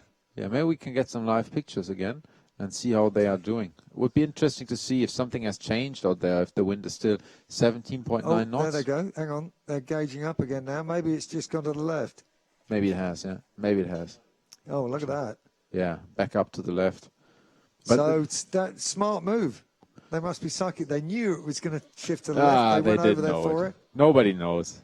Well, yeah. I think they just sailed across there because, the general gain is on that left-hand side. And they've sailed across there and probably hit a little bit of a lefty and thought, right, okay, well, now's the time to attack. We'll make our gain on that one. You know what's interesting to see? On the second upwind, most of the fleet always goes to the right. Whereas on the first and on the third beat, everybody goes to the left. It's somehow strange. I think they always try to avoid the downwash or the upwash from the boat still reaching. I don't know exactly what it is. I don't know.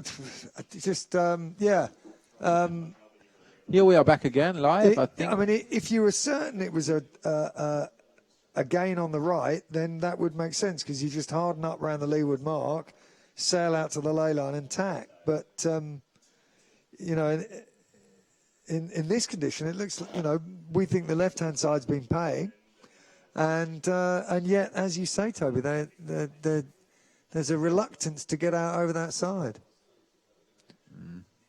Yeah, but nice pictures, nice shots here. We are back again with Holger and Kleiner. They are on starboard tack, going to the right-hand side. Here's a tack of them. Let's see if that's well.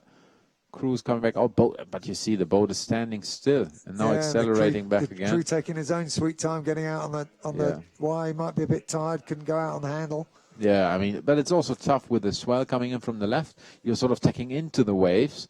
You really have to steer through quite aggressively. Otherwise, the boat will stay nearly head to wind. Now they're converging with Holt and Smith, but I think they will pass clearly ahead and be no problem. And Hamlin and Zinn, they are also up there. Yeah. And you see Smith and Needham now with a 170 meters advantage over Martin and Lowry. Yeah. I mean, whether they knew or not, now they know. Yes. Now they know. Now everybody knows. Yeah. So that's impressive. So, but yeah, yeah, but there's a small right shift coming up, and all of a sudden you lose a lot of your distance. Yes, that's right. When there's a big separation between the boats, a small wind shift will make a big difference. Yeah. Yeah. And now the whole of this pack from the right-hand side, they're all on starboard now. Oh, we just got... And the part of the reason that they headed right, apparently, we've just heard that the course was shifted to the right. Apparently, the race officer detected a right-hand shift. We can't see that on the wind data, but he detected a right-hand shift and moved the windward mark to the right. But still, the left-hand side. But still, the left-hand side paid, and Smith and Needham knew it, and they went out for that gain, and it's paid off for them for sure. Yeah, and there's another one which is interesting. It's like there's Holt and Smith now with Hunger and Kleiner really having a drag race. That's also a very interesting race for third position in this race. And a small gain as well to Pinnell and Davis. They've gone up from 7th to 6th. So, you know what? Smith and Needham, they have tacked again. They went back to starboard tack in order to protect the left-hand side. They didn't try to cross Martin and Laurie, which is a very interesting move. Yeah, interesting. They must be convinced that the left-hand side is where the gain is. That they are loose covering that pack, but they're not covering the guy who's second to them in this race and much closer to them than the others. Yeah, yeah. So it speaks to great confidence in that left-hand side by them. Yeah, it also depends like where the mark is. But I think they're well below the ley line, so this is not the issue. It just speaks to their confidence. Just sailing the shifts right now. Yeah, they are. Yeah, that looks pretty good. I'm curious to see whether Holger, Hunger and Kleiner can hold on to Holt and Smith or not. Yeah, it's interesting. You know, the wind has just generally been going right. They're sort of shifting left, right, but gradually clocking round to the right. And you can see we're on a right shift now, and that's closed that lead right down. Oh, my goodness. You know, this is what I was talking about. When there's a big separation between the boats, a small wind shift can mean a big gain. And right now, you know, the lead is swapping over between them. So we saw it go from 60 meters just a couple of minutes ago. We're down to less than 10 meters. Yeah, well, actually, seconds ago, it was less than a minute. And Holt and Smith, they are going to the right-hand side against the wind shift. And to my mind, that's unlikely it's going to pay. I'd like to go to the left with this shift now and wait for the wind to come back. Absolutely. Normally, it always came back today. Yeah, the general pattern has been, you know, that there's always a little shift one way, then the other, one way, then the other. Yeah. Yeah, so there you see Smith and Needham again ahead now. So the wind has shifted left again a little bit. Will be interesting to see. Now 45 meters, 50 meters. Could easily be 70 meters in a few seconds. That's sailing. I mean, you can easily. That's so beautiful to see the wind shifts. Yeah, we saw what happened when there was that little right shift, very small right shift. It was only a couple of degrees, but it closed that lead right down. It's gone back to the left a little bit. And that lead's growing right this second, but it's overall it's closer than it was at the leeward mark. Yeah, I think so. Smith and Needham were confident going to the left. Very confident. Now it will be very difficult for them. I think they have to hold on nearly onto the ley line. Yeah, and as you said, Toby, you know, you said you were surprised that they didn't cross them when they can. You know, it's one of the cardinal rules of sailing, isn't it? Cross them when you can. Yeah, close the door. Don't leave it open. Close the door. Well, they not only left it open, they went and made it even wider open. They tacked away from it. I mean, they'll be not very pleased about it, but there is still some distance to cover in this race. So let's see if they can catch up. It's interesting, isn't it? Like, I mean, they are racing now since, how much is it? Nearly an hour? 55 minutes they are racing now. Yeah, and they're within 10 meters. Poof.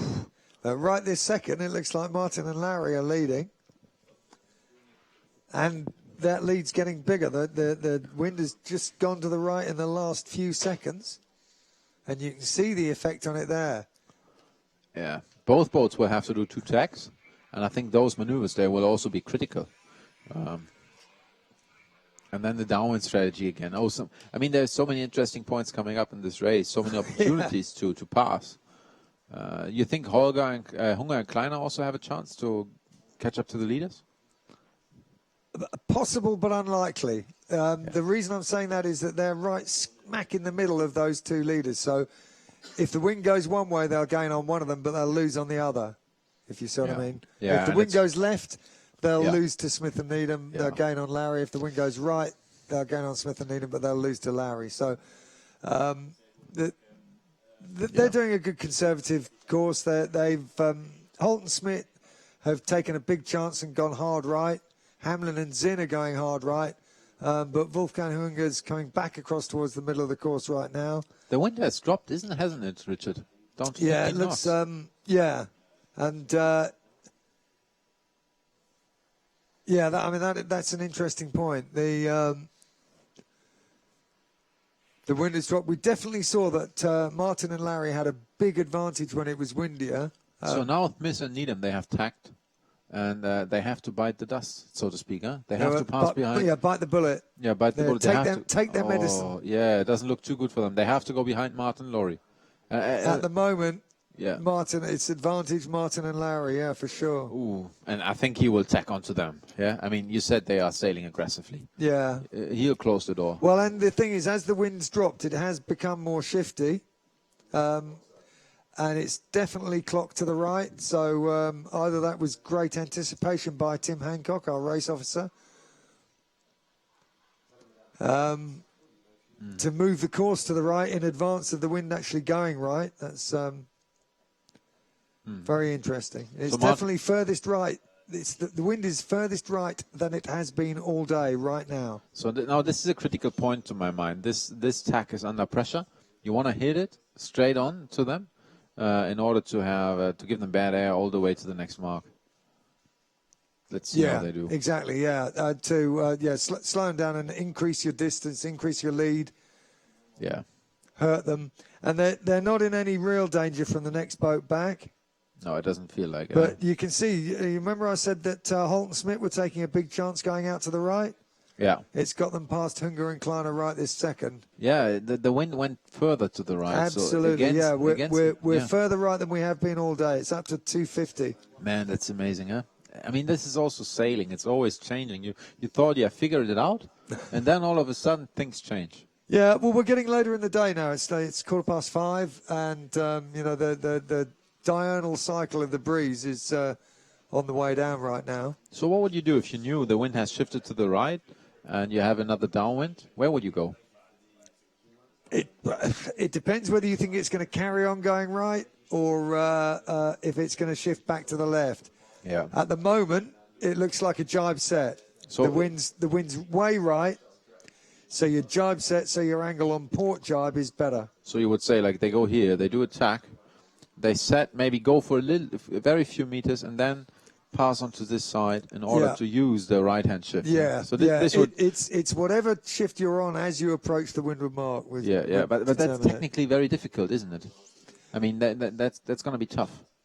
In order to a jibe set in these conditions, all sort of things can happen. Yeah, exactly, and it's the fastest course is to do a straight set, sail for a short while, and then do a jibe. So good would be maybe to sail for a bit like this and then to jibe. Yeah. Yeah. The only danger you're in is then if the guy behind you does a straight jibe set and then the wind goes further right. Yeah, maybe that can happen. So Smith and Needham, they might go for the jibe set in order to attack. I think if Martin and Larry leave them that gap, then that's what they'll do. If Martin and Larry jibe set, they will go straight. I wouldn't put it past them to go straight and hope for the wind to go back to the left again. Yeah. And what's going to happen to Hunger and Kleiner and Hamlin and Zinn here? This is also a very tight battle. It is. They're very close. And Hunger and Kleiner, they don't have the right of way, but they have the advantage. They have to do one last tack less. So if they just pass behind Hamlin and Zinn, then after that they will have an advantage. Yeah, so I think Martin, Laurie, and Smith and Needham, they have now tacked, and we see them here powering towards the top mark. Yeah, and they've got a solid cover on Smith and Needham, look. Yeah, but it's only for a short while. The top mark is just about to be there. Still, a cover is a cover. Yeah, and I think even at that distance, they'll be affecting them a little bit. For sure. So we'll see what they do here. They've got a good opportunity because they're doing the approach on starboard. They've got an opportunity to do a jibe set without losing too much. The slowest manoeuvre at the top mark is a tack jibe set. Yeah, with the offset mark, you have to go a few meters anyway. Good point. So there it is coming up. And as we said, we expect a regular set. Jibe set.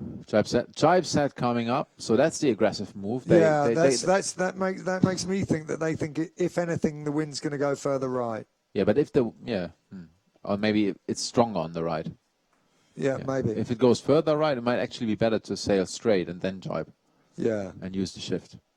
Yeah, but it was a good jibe set, wasn't it? Oh, it was excellent. Yeah, really well executed. It's a tough thing to do because there's a lot to do at once. You can't start hoisting until you finish the jibe, or you certainly can't put the pole out.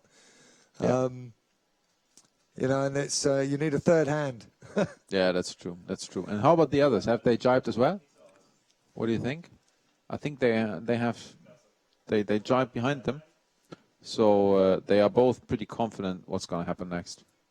Smith and Needham are right behind them. And don't forget, in this race, they're doing an extra beat. So there's another whole beat to come here. Yeah. And go around through the leeward gate and then another whole beat. So we'll see how that one pans out. Gap is at the moment is 70 meters, so quite a bit. Really quite a bit. And Smith and Needham, they just don't seem to be able to hold on to their lead. And Martin Laurie, I mean, they are on the best way to win this World Championships. Oh, yeah. Yeah, no, they get to discard their 33rd and their 43rd after this race. And after that, every race they've had has been in the top 4. It's just extraordinary how consistent they've been in this stronger wins. Yeah, very well done. And the other thing that is that they didn't blow their brains when they started the regatta with 2 duff results. Yeah, also nice area shot here with a drone flying past Smith and Needham, and now we are converging with Marsden and Laurie. Yeah, that's glorious. Look at that, the cumulus clouds over the land, nice blue sky over the sea.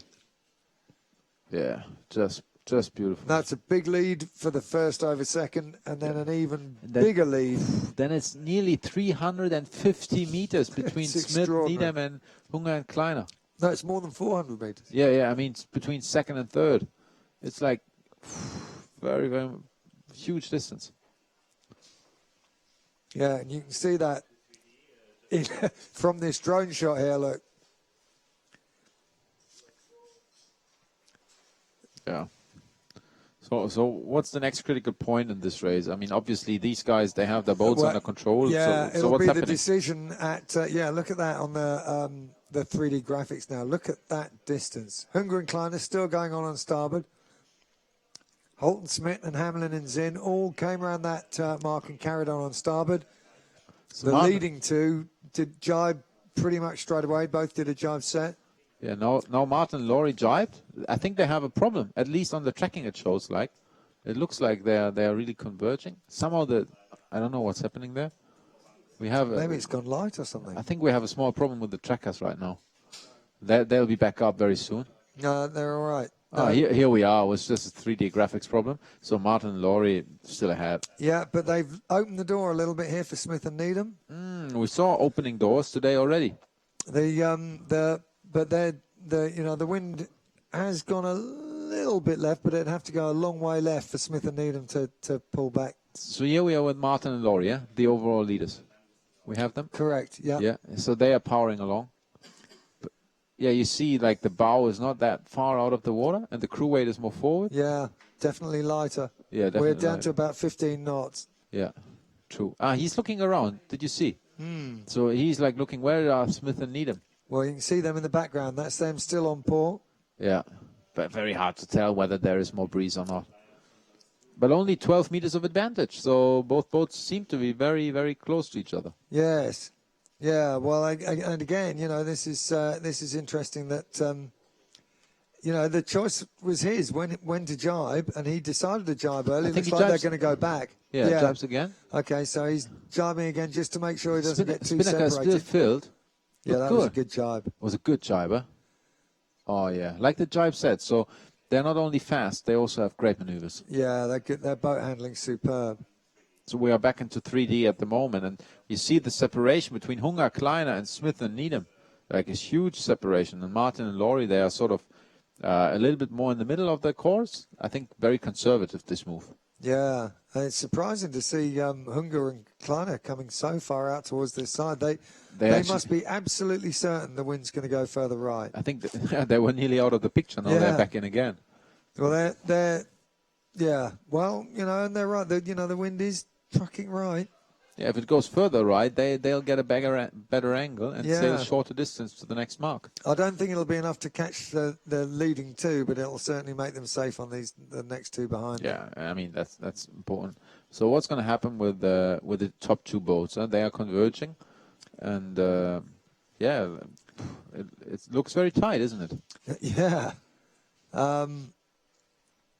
Difficult to call. It seemed to me that Martin and Larry sailed across on that starboard in much less wind. Yeah, I didn't like the course as well. No, and then they've jibed back onto starboard. But look how much more wind Smith and Needham are in. Maybe they are ahead again. It looks very good for them. But they have the right of way, but they will likely be covered by Martin and Laurie, isn't it? They will jibe. They will jibe straight onto them if they can. If Martin and Larry are still ahead, and here we go. Like this is going to happen, huh? Yeah. And then cover them. Well, that's exactly what they've done. They're going to put in a jibe now, but it's close. Yeah, and then they will try to give them bad air. Let's see if they can. This is going to be very tight. Their problem is if they can't, then they're opening the door for them. There they go. They're going through the jibe now and the 3D graphics. So this is it. And they're slow after the jibe. It's inevitable. You've got to build up speed again after the maneuver. And now there is bad air coming down here. They've done 2 more jibes than Smith and Needham. Yeah, but from the apparent wind, the bad air is actually going back and not to leeward. And therefore, this is not a very good position. They are not really giving them bad air, are they? No.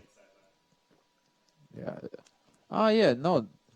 It always depends on the angle. It's very hard to tell from the outside. This is telephoto, so they're not actually that close. But yeah, definitely Smith and Needham have definitely closed Martin and Larry, if not passed them on this leg. Yeah, Richard, you're mentioning exactly the right point. More important than to be ahead right now is to make the right strategic choice for the next upwind. Absolutely, and this is going to be the interesting thing here. They've both got to jibe again before they get to the gate.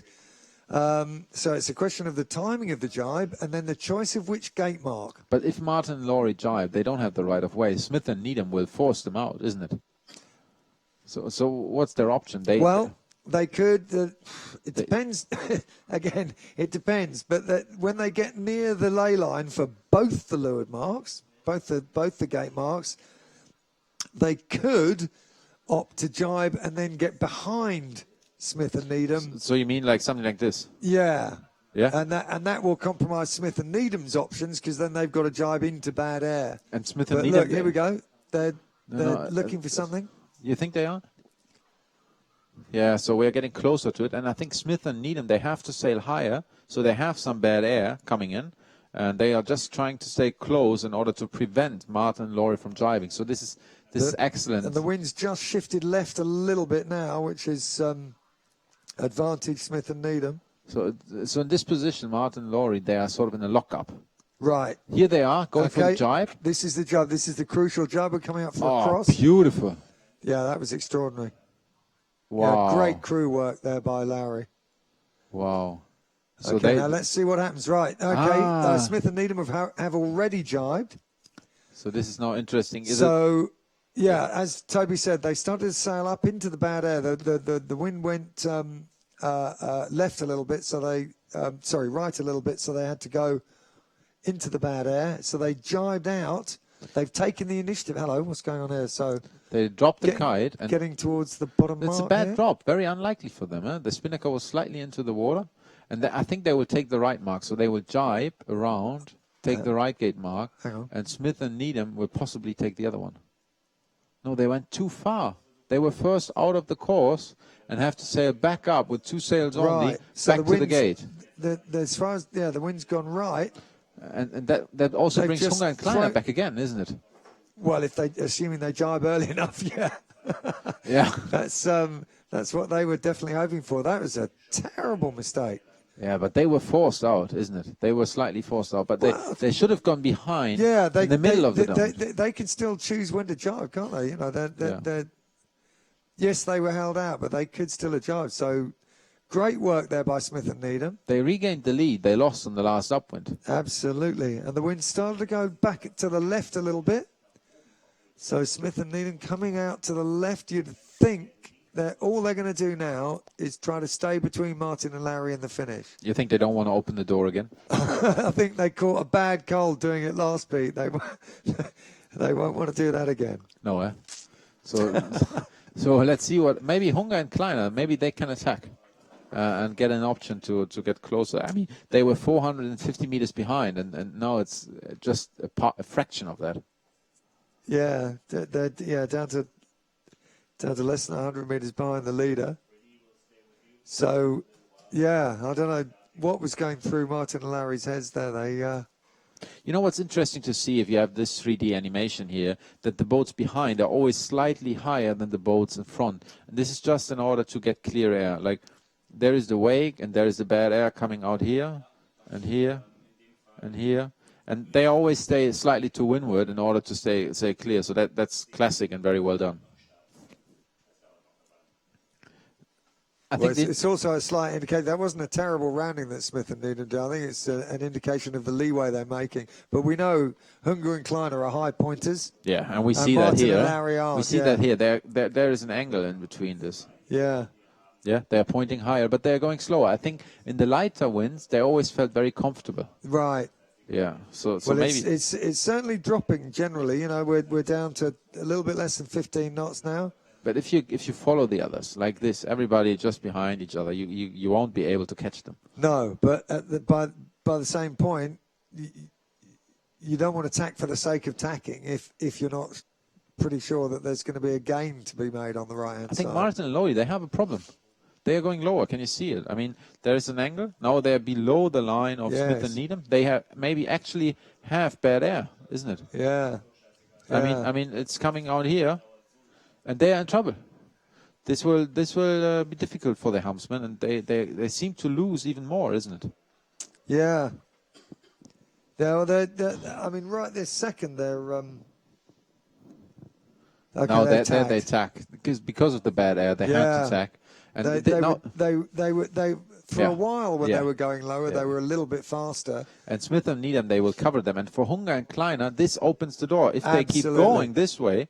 Yeah. There's a lot of distance, and they can get a big leverage. Well, if they think the wind's going to go further left, then here's their opportunity to bang out to that left-hand corner. And they're pretty safe on the people behind. You know, they're not going to be too nervous about being caught by Holt and Smith. If they don't tack, Hunga and Kleiner will keep going on. Huh? I think so. Yeah, and Smith and Needham, what do you think? They'll just stay with Martin and Laurie. They're going to cover them. Yeah, they're going to cover them. I mean, this is like tension until the very end. It's such a long race, but still it's tight. The previous two races we've looked at, it's been pretty much sorted out by the end of the triangle, at least. And then Martin and Larry... Tacking again now. Yeah. So covering Hunga and Kleiner. I think maybe that's going through their heads. They're scared of that left-hand shift coming in, and of course Smith and Needham straight away. Yeah, so maybe Hunga and Kleiner will tack now. Yeah, they did actually. Yeah, just to cross on Martin and Laurie, and I think that's classic. That's classical sailing. Yeah, well, they're also making sure they stay ahead of Holt and Smith and Hamlin and Zinn behind them. Yeah. Looking for a possible opportunity, although, you know, realistically, I doubt they'll close that. Maybe Martin and Laurie will also take now, just to stay with Hunga and Kleiner. Maybe a loose cover to windward would be a nice option. We'll see what happens. Hamlin and Zinn have also tacked. They are further back in the pack. They are fifth. So, yeah, it's just open. Okay, that's a nice shot with windward marks out of picture, top right. Yeah. And you can see the whole top five now. I think since Holt and Smith have also tacked, I would guess that Martin and Laurie will also tack. And there is the tack. There it is coming up. There you go. Yeah, and then Smith and Needham, they will also tack again. Yep. Yeah, there it is. And now what do you think? Hunga and Kleiner will tack now? Will tack now, yeah. Yeah. It's like, this is just the way it is. Oh, my goodness, Richard. It's great sailing up here. Yeah, we're the sofa quarterbacks here. We're I mean, the leverage. It's easy to call. But the leverage is big enough for Hunger and Kleiner to maybe just keep going and wait for a nice right shift. Maybe just a small one in order to get closer. Yeah, I mean, it has been generally tracking right over the whole of this race, and especially so in the last 20 minutes. So, yeah. So here we are back with the live pictures with Smith and Needham leading the race.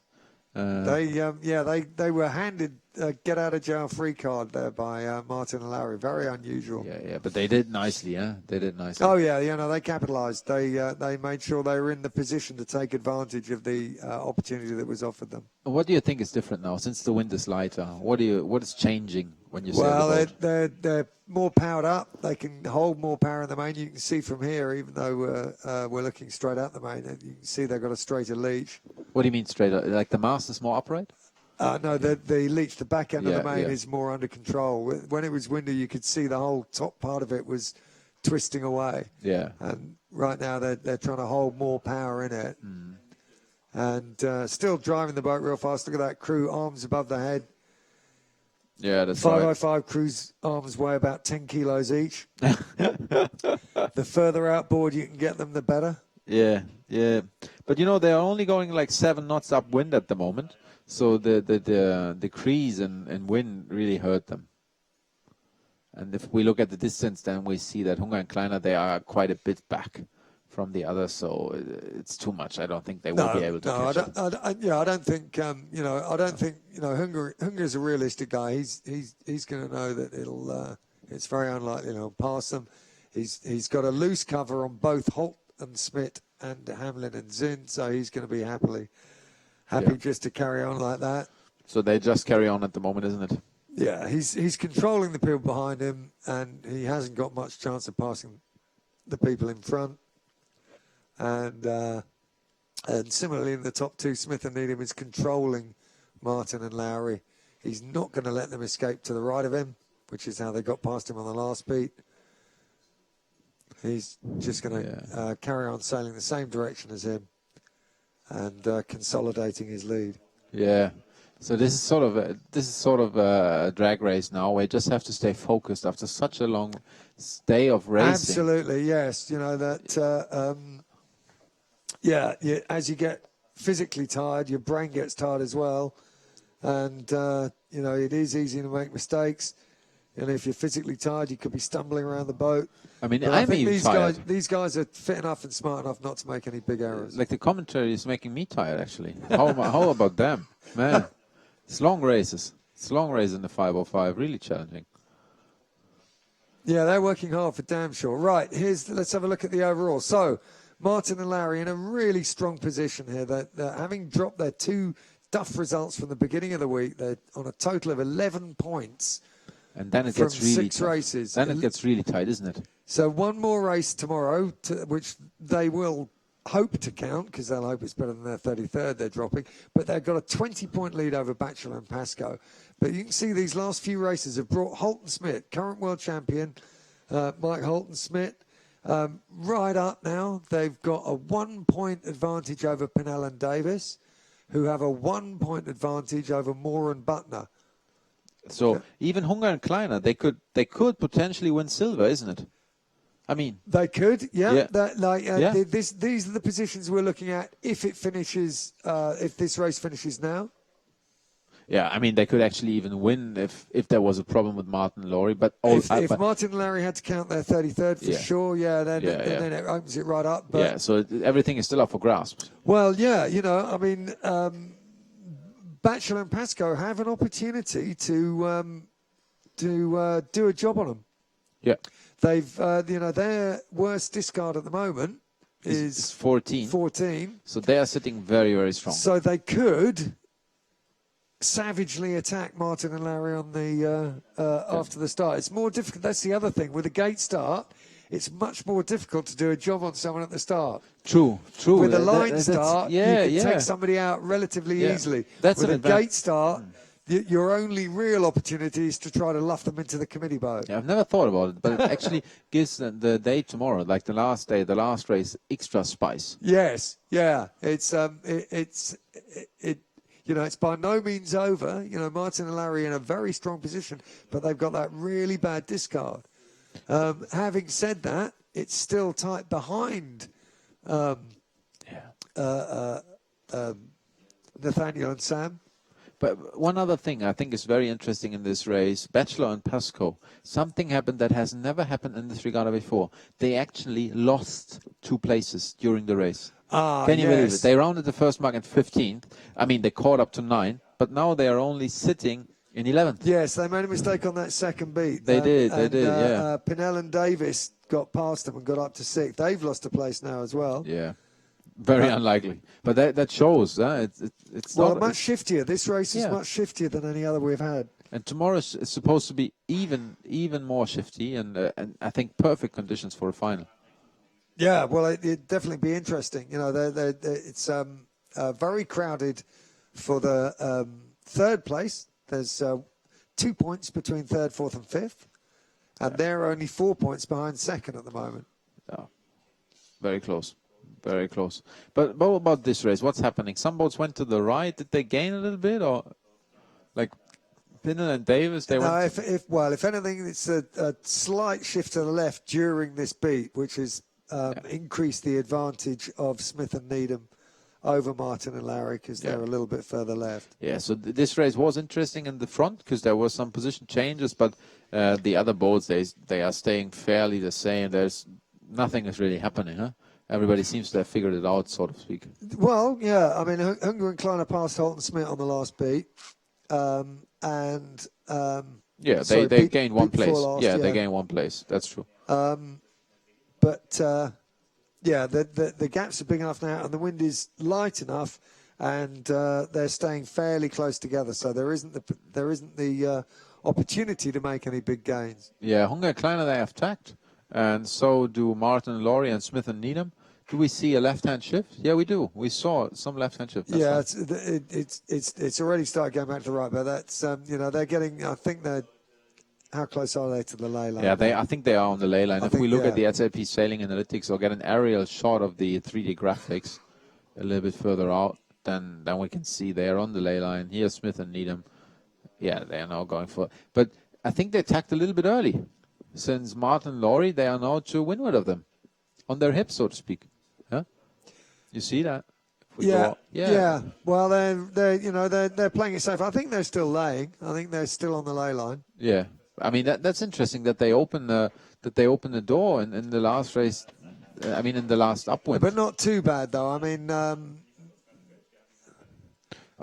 Interesting. Huh? I think they're on the lay. I think although they're to leeward of, although they're a little bit to leeward of Larry, I think they're still laying. So it's not a huge problem, which it might be if they weren't laying. Yeah, that's right. If they were going to end up having to do 2 more tacks, it could be tricky. But I don't think. But you are right. Can we maybe zoom out a little bit later on, and then we can see the ley line? Yeah, should we be see possible, the window I think. Yeah, there we are. It's coming back in. See the green area here. This. Oh yeah, on the very top left. This is where they have to go through. They're on the ley line. Yeah. They're on the ley line, so that looks pretty good. Yeah. So what can you do once you're on the ley line now? Well, so fast, that I think. I was wondering if you could maybe relax a little bit or something. No, you go hard still, I guess. Yeah, I mean, I think Martin and Larry will be. Kicking themselves really for the mistake they made on that run, which is that they did a jibe set, which was the right thing to do, but then they jibed across back over through the middle of the course, and it looked like they had less wind while they were coming across on starboard, but they also increased the distance to Smith and Needham, which allowed Smith and Needham to take much more advantage of the shift when it came.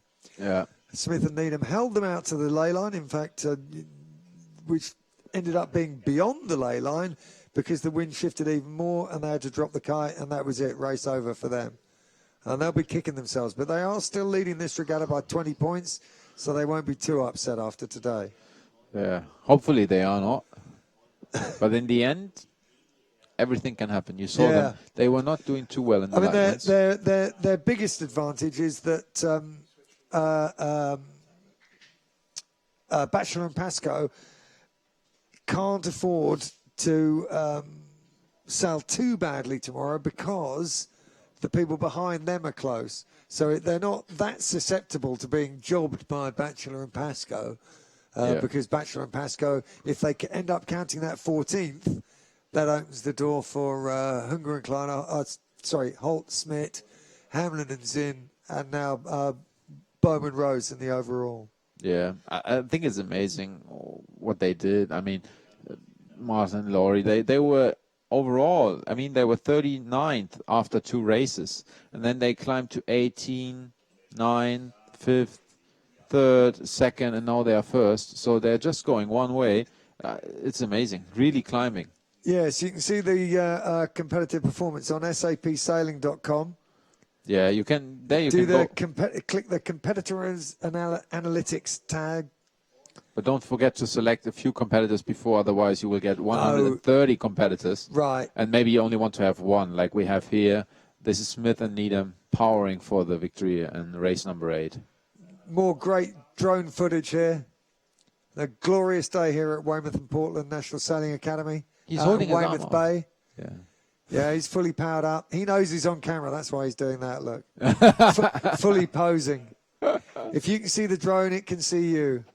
Oh yeah. You see, but there's still some backwinding in the mainsail. So yeah, they're not. They're not underpowered. That's for sure. But they're definitely they're definitely depowering less than they were when it was 20 knots. Yeah. That just looks fantastic. And look how straight their line is. Look, they're tracking. Having said that, they suddenly do a course adjustment. Yeah, but, they not only see the drone, they also hear you, Richard. Yeah. Well, at the moment they're going 7.8 knots. Yeah. Have decent speed. You can see them here looking up. There they passed. Yeah, past the winter mark, mark. so they're coming. Must be approaching the finish very soon. Very, very soon they are in the finish. It's good to see that they are still going hard, the crew all the way out. Yeah, exactly. Yeah, good position there. Look, feet close together. Straight body. Yeah, and here they are. Well done. Congratulations. So Smith and Needham Great race. win race number 8. After a lot of, in no race we have seen so many changes in the leader position. Right, at the front, exactly. Yeah. We saw Smith and Needham throw away the race before, and this time Martin and Larry gave it back to them. Yeah, they must be coming up soon, but we see the distance was big in the end. Yeah, so, they extended on that last beat. So I think Martin and Laurie, they might have a problem in the lighter wind. They don't seem to go fast. They certainly maybe did. That's an indication. They certainly did in the first 2 races, and they seem to do now as well. Look at them right now; they don't go too fast. Yeah. Well, partly they're disappointed after their performance on the run, and partly Smith and Needham never left the door open on that last beat. So, but yeah, put it this way, they had an advantage when it was super windy, and they don't have that advantage when it's 15 knots. You know, I had a look at the SAP sailing analytics, and only on the last upwind, Martin and Laurie sailed 4.3 kilometers, whereas Smith and Needham only 4 kilometers, and Hunger and Klein also only 4 kilometers. So that's pointing. That's pointing. So they seem to go lower, and they don't seem to have a bigger speed advantage. I mean, they are going faster. Yeah. With 7.8 knots compared to 7.6 or 7.45. But maybe that is the Achilles heel for tomorrow. Well, we'll see. It's meant to be a little bit lighter tomorrow as well. So I think we'll ask them later today at the debriefing what they feel about the day tomorrow. Anyway, they had a great day today with the 2 great races. Yeah, it's forecast to something like 9 to 14 tomorrow, a little bit less wind than today, and we'll see. But they've got a 20-point lead, Toby. Yeah, amazing, amazing. They as long as they don't, as long as they can finish in the top 20. Yeah. I mean, they had an awesome day with the first and the second, which was really, really well done. And you see, there is the overall analytics for race number 8, and race leader Smith and Needham, they sailed. It's a big difference in distance, isn't it, Richard? Yeah, that's huge. Yeah. But it could be the downwind as well. If Smith and Needham had a better angle downwind, as well as upwind, then that would be less distance. And we did see on that last run, Martin and Lowry sailed into less wind in the middle of the course, which would have meant that they would have had to go higher and sail more distance. That's true. One more thing, you see Hunger and Kleiner, they only had 14 maneuvers, whereas all the others 18 to 20. Yeah, but we saw as well in the previous race, Hunger and Kleiner only had 11, and so the next least is 13. Yeah. So sailing very, very clean.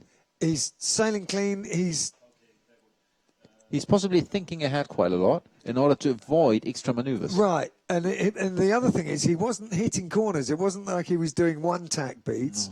You know, he was doing 2 tack beats when other people were doing 4 tack beats. Yeah. So he's choosing when to make his tacks, probably much smarter than other people. Yeah, so that was also interesting to see on the SAP Sailing Analytics. I'm wondering if we are about to get an interview. Yeah, what do you think? I think we might get an interview now with Smith and Needham. Like the wind has dropped a little bit, so it's maybe easier to reach Tim, them. what we want to know from these guys is how they let Martin and Lowry through on the second to last beat and how they got back through them on the run. We're going to go over to Tim in a minute. He's going to collar the winners of the last race and put them under the lamp as to how they managed to lose the lead and get it back again. Hey, Tim. Hi, Tim. Can you hear me? Yeah, I hear you. Not really good because the wind is so strong. Okay, you great. See the overall leaders behind us, and I just tried to yell over Yes. there. Maybe they hear us. Guys, how exhausted are you? Oh, no, he's...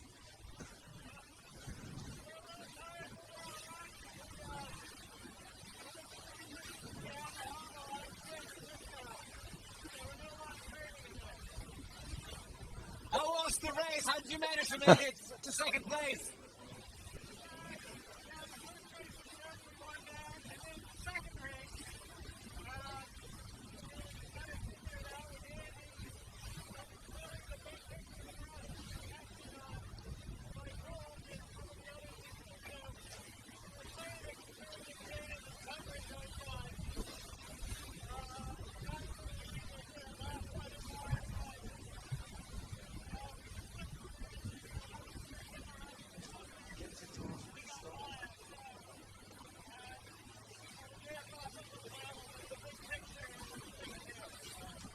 Great job, guys. Thanks a lot. Recover. See you tomorrow. I guess you guys didn't understand the word, and neither did I. I didn't understand the little. Well, yeah, no, he's... It was difficult to say. In the end, they managed to make it to second place, and they're really happy. That's more or less what they said, I guess. Okay, thanks very much. So we're back with the drone flying into the harbor, and you see there's a lot of distance to cover for those boys back from the sailing area, and I think that's why they keep carrying on.